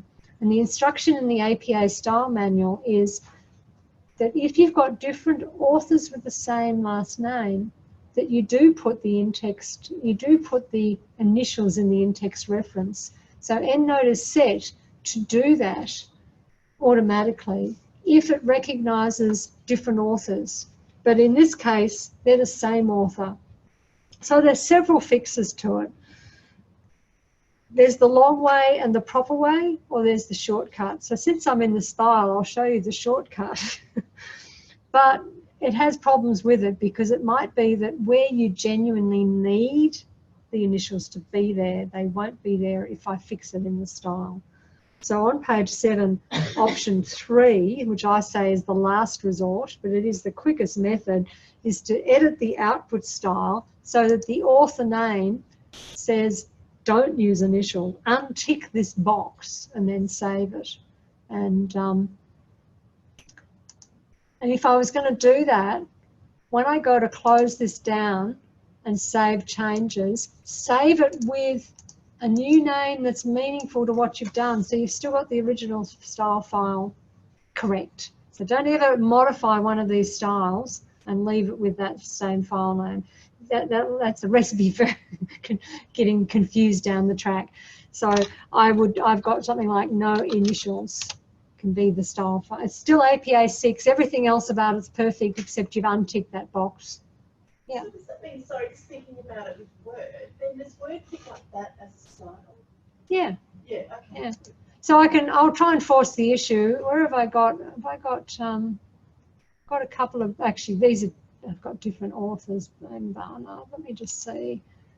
Ornish. Now what I've got to do is actually get, I'll go into here, I've got D Ornish there. All right. I'm going to make one of these D Ornish. So as far as EndNote's concerned now, these are different people, right?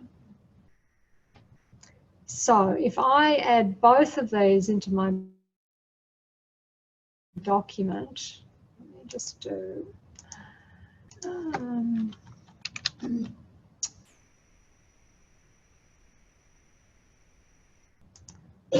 insert selected. And now not only has it put Dean Ornish in here, but where I've used Ornish, did I use Ornish somewhere else, or was that the one? Oh, there it is.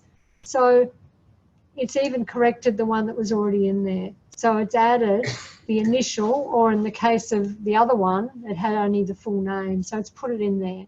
So you imagine, so just remember this, there's another one. This is R.J. Barnard, and if I add in a reference by Neil Barnard, they're different people, and they actually should have the initials according to APA style. So I'll just go back and I'll pick up the other Barnard, Neil Barnard, and insert. So you'll now see we've got ND Barnard and RJ Barnard. Now that is correct. That if someone has a paper or a thesis with those two authors using APA style, that's what it should do. So that's why the option of undoing the style is the wrong thing in some cases. But for other students where, you know, they just need to get rid of this, as I say, there's a few options, but I call it the last resort to edit the style. The first option is to actually clean up the author term list. And I don't know, I'm probably going all over the place. Well, any more questions about styles before I go and delve into term lists? Yeah. Well, I guess the template question. So I've tried to edit the template before, and I thought I was doing the right thing. but it still wouldn't display the thing that I added in. So I'm like, how do I do that? It was pretty sure it was a website and they wanted to add in the view date or the retrieve date or whatever it was, because it was a source that was probably going to change over time. I think that field isn't set up to display, so we wanted to modify it. I think it was that one, but yeah, tried to edit, didn't actually work. So what the question is in the web page reference type, is that right, in APA? Yeah. That you wanted to add in the retrieved date. Yeah. So where did you want it? You want it retrieved? Well, it usually goes for the URL. Retrieved month, day, year from URL. So one of the things to understand, you have to appreciate what every character means, and you've got to have it set up so that if you don't need that date, can it cope without it? And that's where up here under insert field, we've got the forced separation, which is the vertical bar. The link adjacent text is the little diamond, and then the singular plural are those little carrots. I've got some instructions back on section 7 somewhere. Be on page 13. No, 13 has the basic rules, which it is complex. I will say that it's very complex, and it's not the sort of skill that you can retain and remember exactly what to do next time unless you've kept good instructions. So I have edited styles before. I have created styles, or not a whole style. Maybe I've created a reference type from scratch, and understanding that there's these basic rules about how text and spaces and field names influence each other is really important, and you often need to use these in conjunctions with these special formatting characters, which is the vertical bar, the diamond, and the. I used to find it when I was building a style from scratch for an organisation some years ago. I found, if in doubt, add the vertical bar just about every time, because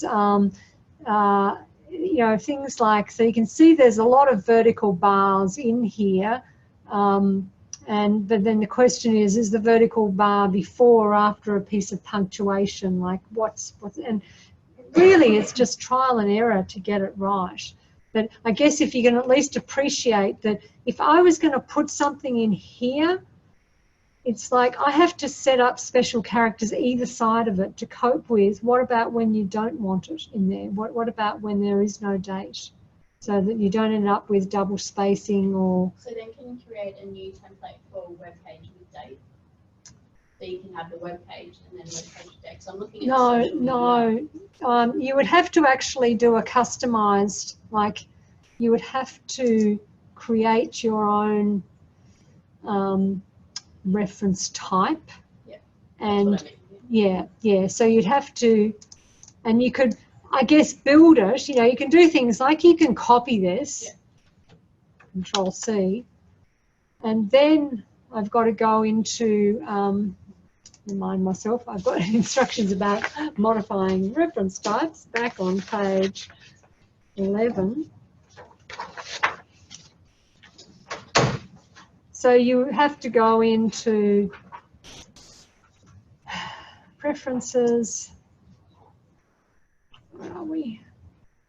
What am I looking at? I'm getting tired and forgetting where. Here I are. Reference types, and you would need to use one of the unused ones, and so you have to first build the reference type. So I guess the first thing you want to know is you want to know. I'd take a screen image of that, and then when you do unused, I'd do all of that and some. And see, when you're modifying a reference type, it only needs the heading in here lining up with a particular field for that to then show in the compose new reference field. So you give it a name and it will show. So coming back to your thing about date, you've got, what have we got?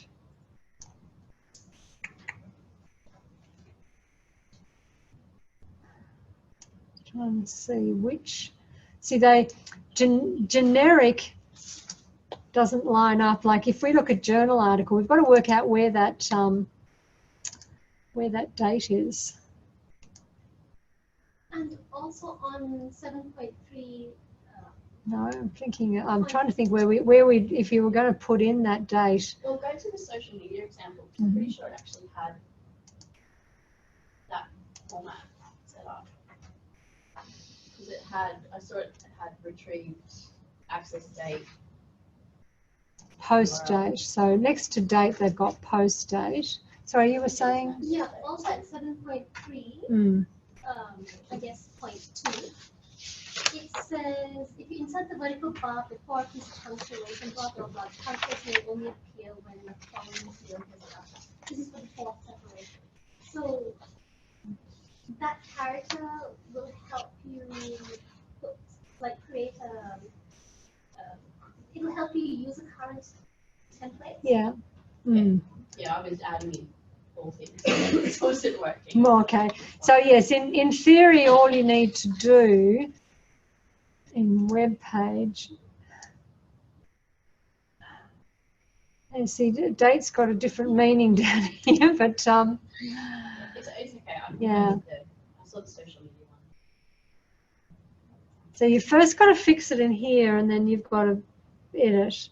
But if the scenario that Sam was talking about is where rather than create a whole reference type, you just in the template have it properly set up for bibliography template for web page. And I think this is a few years ago. I mean, I think this is how APA was until they pulled it out.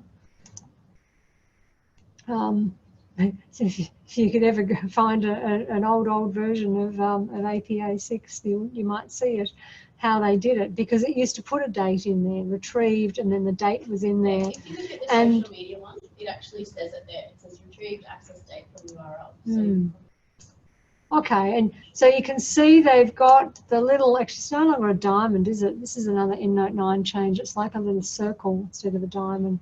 So if you were to put that whole thing in, so retrieved, and now the second, just thinking about the second character, retrieved right up to. Separate allows just like an optional field. So you would. If the field is populated. So you would put that whole thing in there like that. Something's gone wrong here, so we close that up. And so if I was then going to make this modification, the next thing is every time you modify a style, when you save it with a name that's meaningful to the style. Yeah. And so and see if that works when you push. I've only got one web page in here. Let me just find it. Reference type.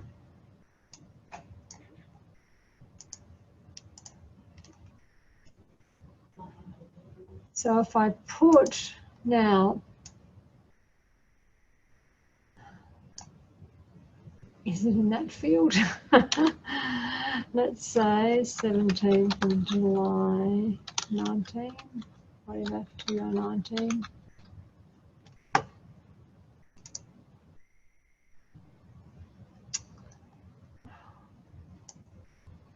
And oh yes, I've got to reselect my new style.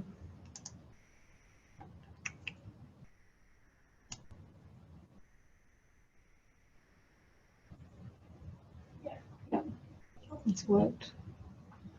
Yes. So yes, it's trial and error. Look for other examples of other templates that might get you almost there or totally there, and match them. say, if all else fails, by the reason that you do this is that you can ditch this and start again if you've messed it up. Okay. Any other questions about styles?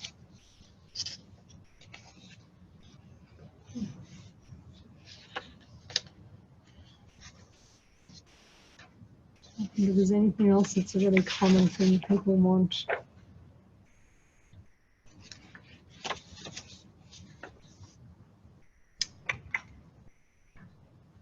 No, no questions online, anyone? No? Okay. Term lists. Will I go there? I mentioned term lists in relation to authors, and so occasionally you need to be curious about those. But the main ones to be sort of noted are the journal term list. But I'll just mention the author term list. So the author term list, where it's going to become a problem is when someone comes to you because they've got this D Ornish and the same person here, D Ornish. And you think, you know, what's going on? So the first thing is that you'll know that if you do a search for author contains Ornish, that we've obviously got them in different forms and we need to fix it up. So at its simplest level, you only need to fix it up by opening the reference and changing it. However, I have seen it happen where someone has done this, but the wrong one has persisted in their document and they can't work out why. So this is when, to be absolutely perfect and clean, just go into the author term list. Where are we? Tools, open term list, open author term list, and remove the incorrect ones, basically. So if I scroll down to Ornish,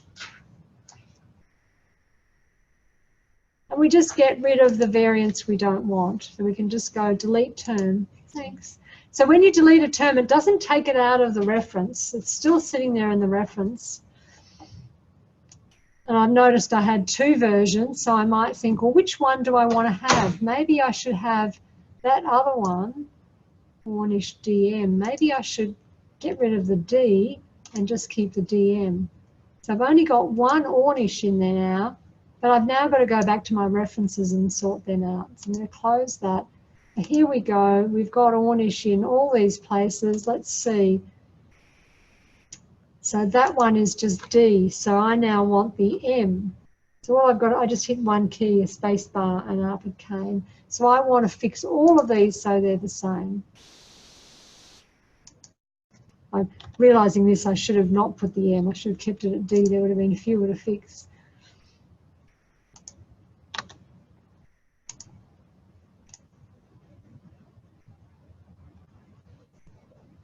Now, does someone need to do this? Well, if the first fixed it up, then they don't. But I've seen it where they needed to go this far. Okay, so they're all now DM Ornish. So back in our document, it should sort itself out, and the initials should come out. Okay. So that's the author term list. Who wants me to show any questions over here? No. The journal term list. Do you know what to do with those? That's a good idea to show that. I always forget it. Well, you've got some instructions for that one on page, back a bit, in the middle of the document. Page 10. So the whole purpose of term lists is that they're meant to assist with data entry, so that when, you know, if you're typing in journal names, that it will auto-complete to the correct form of name. Typing in authors' names, it will auto-complete to the name you've already used for that person. And so for years I used to think that, yeah. So you said that, so it only helps when you type in them in. So well, that's sort of the main principle of a term list. Yeah. No. Well, the idea behind a term list, I'm just explaining why. We've got keywords have a term list, authors have a term list, and journals have a term list. So by and large, the journal, the author and the keyword term list, you don't have to worry about, because if you have whole variants, who cares? Except in the case where it's forced a problem in a document. That's the only time to care about the author list. But the journal term list is a little bit different, because if you're using a style that requires full journal title, you might have imported some references that's only put the abbreviated title in there. Or vice versa, you're using a style such as Vancouver, which wants abbreviated journal titles, but your reference only has the full title in it. And so EndNote won't change that. You actually have to give it the variant titles, including full name, abbreviated, one variant, two variants of abbreviated versions, so that in your term list, one of those matches what's in your reference. That's why journal term lists matter a little more than just your author and keyword ones. So it's not just for the purpose of data entry, it's also for controlling the form of name that shows up in your bibliography. Okay. So having a well-populated journal term list allows for full name to be used when the full name's needed, abbreviated name to be used when the abbreviated name. So how do you get there? So we go back to EndNote. If I have a look at the term list for this, and the term list is specific to a library, okay? So just this library has, I open the term list for journals. There's 42 journals in the list. I'm going to make this a little bit larger so you can see. You can see that in most cases, only the first column is populated with either or. Sometimes it's the full name, sometimes it's the abbreviated name. And this is in the title, in the column that should be full name. And in a couple of cases, there's a variant abbreviation, or in some cases, it's the reverse. This is just how the references come in from an import. So you haven't controlled that. So how do you fix it? So the first thing you do is you go Control A, you select every term. So whether there's 42 or whether there's 4,000, you select every term and you hit the delete button.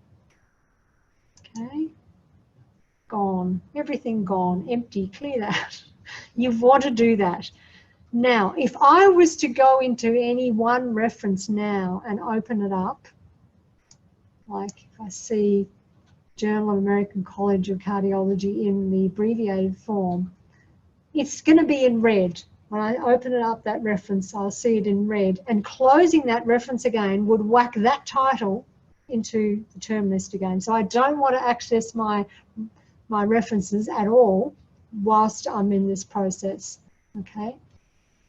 So the next thing I want to do is I want to import a list. So I tab here where it says lists, journal term list. I'm going to import a list. So I'm lucky, most of my material is in the medical area. There's a very large medical term list. I'm going to import that. So where did it find those? In the program folder. And EndNote knew to look in there are all these term lists. I'll go back into it in a moment. I just want to bring in one and show you. It's just inserted 14,500 journal names into my term list. So when I go back to the terms, which once had 42 and now has 14,500, you'll see what they're looking like. Full name, abbreviation with full stops, abbreviation without full stops. In some cases, there's even a third version. Okay? Now, back in my reference, that one that was American Journal of American College of Cardiology, it only needs to match any one of these fields. So, Journal of the American College of Cardiology. My reference only has to match one of these variants and it will know to put it correctly in the bibliography according to the style. Okay. So I can close that, but what I might do is just show you how I can bring in more. So let's say it's not medicine. Import list. So where it's gone, I jumped quickly last time, but inside the program file for EndNote, inside the EndNote X9 folder are term lists. So these are just sitting there, little text files, tiny little files, and I can bring in as many as I like. Maybe some of my stuff might be chemistry, so I can bring in the chemical one. Maybe bioscience, these are much smaller files, you'll see. Maybe some of it borders on, you know, is a little bit more into the humanities. So you can bring in as many as you like. Sorry, wrong tab. Import list. Do you recommend doing this at the start for all HDR students? Kind of, yes, because at some point quite early on they may as well get to do it. Whether you do it in a basic workshop might be too much complexity for them, but it's a soon after. It's kind of a because it will bother them, because they'll be thinking, oh, I've got to go and edit every reference to get the right variant name. And if they were using a referencing style that was abbreviated, they've got to learn what's the correct abbreviation. That's a bit of a mess. This just sorts it out for them. But it's probably too much information in the first hour or two of a beginner session. But it's like soon after, however you do that in your organisation, if you offer sort of advanced or follow-up or something, they need to know about that. They need some instruction to get it right. Now, in some cases, let's say I've brought the medical one in, I've brought in, you know, what I thought might have been a related field. I might still have, close this, I don't want that. So these are the lists that are imported, but back in my reference, I might still have some titles that are not in that list. If I could find them, I don't know if they're going to be in here, they're going to be in red. So if I open one up that wasn't in there, it'll be in red, and so it still won't match if I need to go between, you know, when I studied at Deakin doing nutrition, we had one lecturer that wanted Vancouver and another lecturer that wanted APA style. So, you know, our whole group needed to know about term lists in order to get that right. But every so often someone would say, I was in an online group with in one semester and they knew I was the resident EndNote person. So I was like, help, I've done all what you said, but there's still one that's wrong. And I said, well, what you can do is edit a particular term. So let's pretend we find one that's wrong. Open journal term list. And you work out, you know, which was the one that was giving you a problem. Journal of, open up a bit bigger. You can edit the term. So let's say you've got one that you don't know what the variants are. You might have to go and look them up because it's not covered by the terms list you've brought in. It's only got the journal name that came in with your reference and the rest are empty. As I say, I don't know if these references have that, but you can edit them. So all you've got to do is to have one of these matching what's in your reference and it will know to do the other. How does it know? Back in the style, under edit APA 6 or whichever style, we've got journal names. What's the format? So this is where APA says use full journal name and Vancouver says use abbreviation 1 or abbreviation 2. You can also set it to don't replace, but I think in most cases you would want it to be replaced because they come in from other sources in a mismatch. Okay. Anything else? No. Yep. So we've done term lists. So the main step with term lists is yes, you have to delete all of the terms in the term list for that library and then import them. If there's still a persistent, annoying one. Now, how it can, and just to show you how it works, so this one is now in full when I'm in APA. If I go to Vancouver, it knows how to abbreviate it, okay? It doesn't matter what form it's in your library. It just needs to be able to match. As I say, one of these is bound to be not covered by, can't find anyone, but there might be one or two in your library that's not covered by the by this, and then you can go and edit. Either edit, if you're only ever using one style, the simplest thing is just edit the reference to have the right name. But if you might be using more than one style, then edit the term list so that all the variants are there. Okay, what other questions?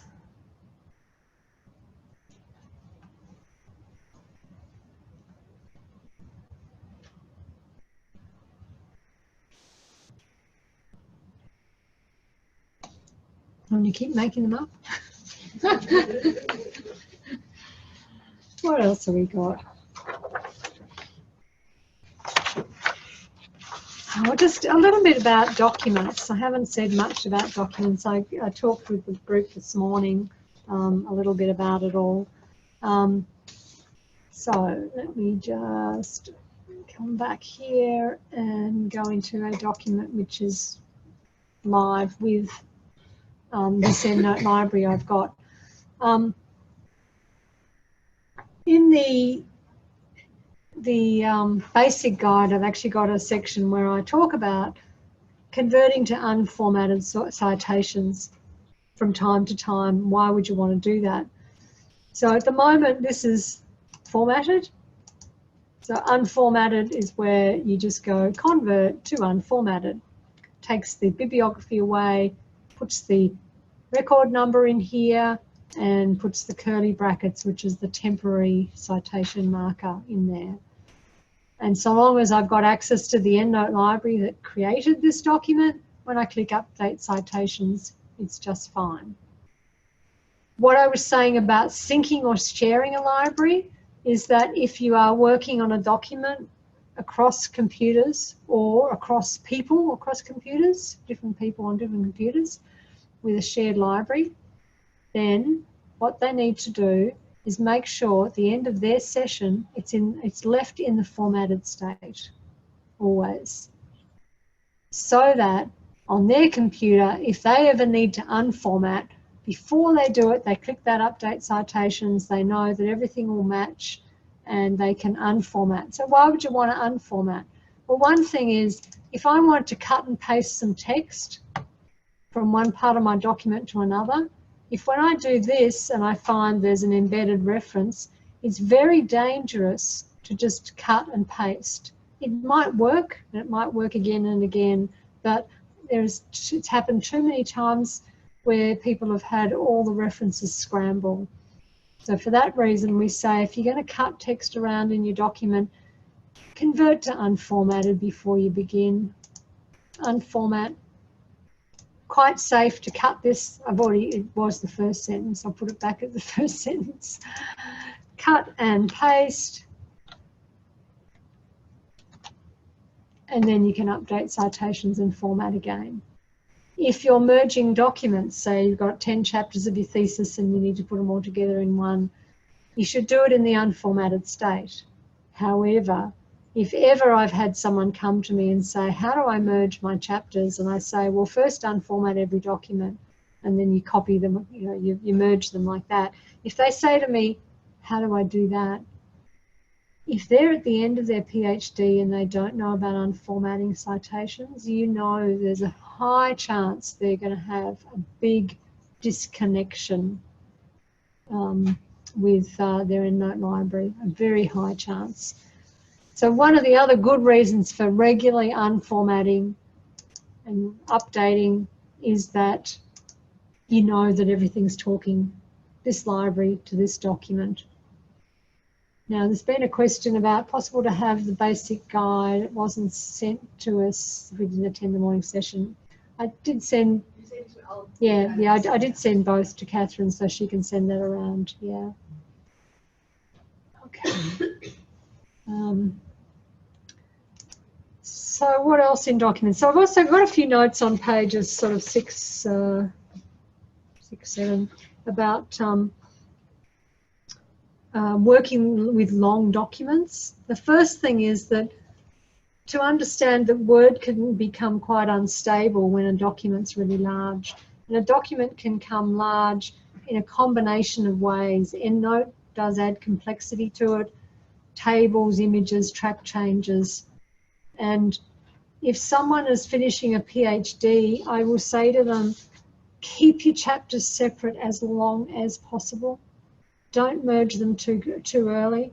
And they say, oh, my supervisor wants me to. Well, just mock it up, but then keep using, make your edits in the original stuff. That's, if you're still working on chapters, keep them separate. You can mock it up by doing a merge, and giving them a copy, but that's not the one you're going to work with. However, if they then say they want to use track changes, I would say to them, keep them separate if they're going to do that. And literally at the 11th hour, like, the night before submission, merge them all and have your single bibliography. And then when they've done that, they need to remove field codes and save as a plain text file, plain text in EndNote speak, not obviously the whole document, and then and have it in a format that's no longer linked to EndNote. A common thing when someone is finished and they've merged everything is that they need to shift where the bibliography sits. They want that to be before the appendices, but when it's a single document can link to EndNote, it's always going to want to put the bibliography at the end of the document. And so again, that's when they need to turn it into a plain text file, and then they can shift the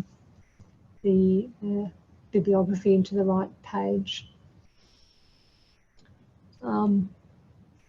And yeah, so the same principle about copying and pasting text is why you should always merge documents in their unformatted state. And if someone's never unformatted, you get them with each individual document. You say, now, have you got a complete set of all your chapters separate? Yep, okay. So let's just play with a copy of these, and we're going to unformat, and then we're going to reformat. And when you hit that reformat button and you see that little box come up to say select matching reference, you just go, oh dear, I think we're going to have a problem. And then you get them to match that first reference, and then it pops up again, and you know that possibly that whole chapter is not quite linked to EndNote. And then their choices are, that day they might just not want to, they might want to keep working with the other document that's still formatted. But eventually they're going to have to rematch everyone, and it's most commonly is the chapter with the most references. Has anyone seen that? And the reason it's the chapter with the most references is that they've usually got their head around using EndNote in their first 6 months when they're doing a lit review. And then, so they've used EndNote, they've started a library, they've got a lit review that's got some great words in it that, hey, that's going to be copied and pasted and put into a chapter, isn't it?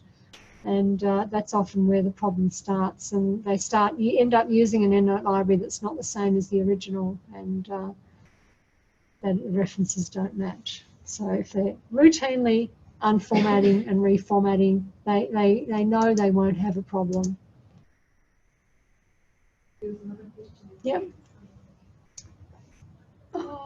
Are there any issues with using track changes? Look, I think it's more the stability issues. I've seen documents where they've used track changes and they've used EndNote and it's been okay, but there's always been, a bit of a warning, bit of a flag around it. So yeah, I've definitely seen someone who had an issue with that. Yeah. The supervisor sent it back with track changes, and then it was not happy. And I think it would be, see, part of the problem is that how proficient is the supervisor with EndNote? And where are they, what are they doing? Where are they? So in theory, the track changes shouldn't be a problem. in theory, if you're not, you know, if you're doing something. But I guess the problem is that if they're going to do something which is affecting an embedded reference is where. Would it be better to convert it to plain text? Yes, but then it depends on how early in their progress it is, because you convert to plain text, then that's no longer linked to EndNote. If they're nearly finished, that's not a problem. But if it's early on and they're going to keep working on that chapter, then the track changes just become something that they need two screens, and they need to have the one with track changes, and they've got to match them back in their document. I get that update citations and bibliography is different from turn instant formatting on. But what's the difference? Oh, well, if instant formatting is off, at the moment it's still in its formatted state, but if I add another reference, it won't be formatted.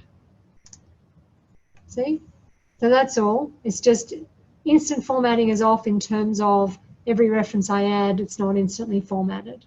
So when you then turn instant formatting back on, is that the same thing as updating citations and bibliography? Well, I can update citations, but I've still got instant formatting off. By and large, you want instant formatting on, but they're just two different processes. So you might want to have instant formatting off and then occasionally have a look. Like I've known people who actually want to work with their document in the unformatted state. And so they have instant formatting off. Occasionally they'll do this to see how it's going, but then they want to go back to the unformatted state. They don't want it to automatically format. So yeah, they're just two separate things in that sense. So you can it automatically formats it. Thanks. Any questions over here? Linked. Okay. What else? From the group who were here this morning, was there anything that I talked about that you think is worth mentioning to those that weren't here this morning, that you thought was something you didn't know, or?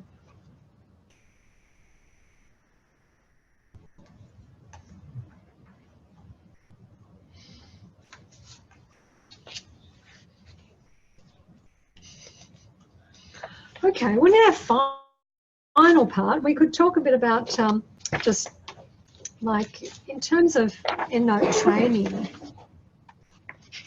I know it's a bit hard to have this conversation with the remote group, but you know, like what do you put into a, you know, what workshops do you run? Who do you market it to? What do you put in them? How do you deal with like that example of, well, would you tell beginners about journal term lists? And it's like, well, that's probably too technical for someone really new, but they still need it fairly early. So how do you catch them? Anyone got any ideas about that? It can be a bit tricky, I find, with the classes balancing what they need to know with information overload. Yeah. Yeah. Because there's a lot. Especially when here and other universities I've been at, a lot of people that come to a beginner's class, they don't necessarily know a lot of the other university environment stuff like databases. They're not familiar with that. That's even studying journal articles. Or even referencing sometimes with modern computers. It's sort of like, it's a big juggling act. Yeah. It is. And I mean, one of the things that I found with EndNote training was that at least it was something that researchers were often happy to identify that I need that. But you advertise a database workshop and it's like, you know, I get all I need through Google. They don't think they need that. So, you know, it is that unique moment. You've got people in a room that you can teach them a few other things. So it's really hard to work out what to put in to a, you know, how long do you spend with them? Maybe it's a matter of ascertaining the group that you have in front of you. So you've got your lesson plan, but you find out where, ask questions, find out where they are, and then just teach to that as best you can. Maybe for levels to encourage the postgrads to go to the advanced class as well. Do you have anything else you wanted to do online? There was online connection here. No, that's right. Yeah. So we're just talking, you know, about what you would put into an advanced class versus a beginner's class. So it's a bit of a hard one to get feedback from anyone online. Or is there any other questions, those of you online, that you want to ask before you go? We've got just a few more minutes. Anything at all? Anything that I've forgotten to say? You all know about the online training guides. There's a lot of material on the Clarivate website, and you can link to the guides on the Clarivate website from within your EndNote library. It's the it's that help.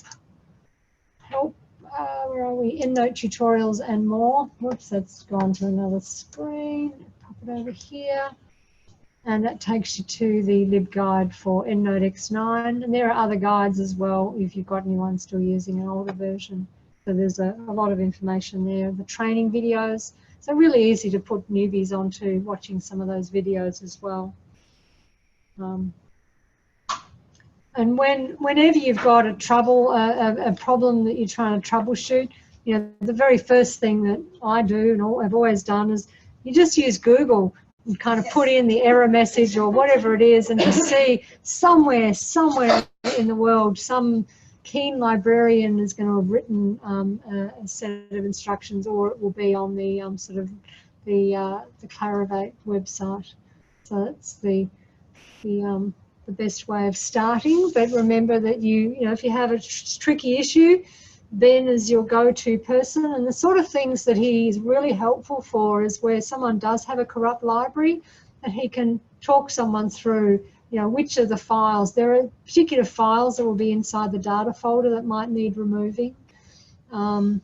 Very tricky if it's something that involves the registry, but usually, you know, it's something that can be fairly, if someone's you know, has a chat to Ben about what the issue is. Or he can perform magic on libraries that are sent to him. You can, you know, get someone to compress their library and send it to him, and he can have a look at it. So they're a resource that you can use. Okay. So farewell, if I've got any still online. There's still 29 participants.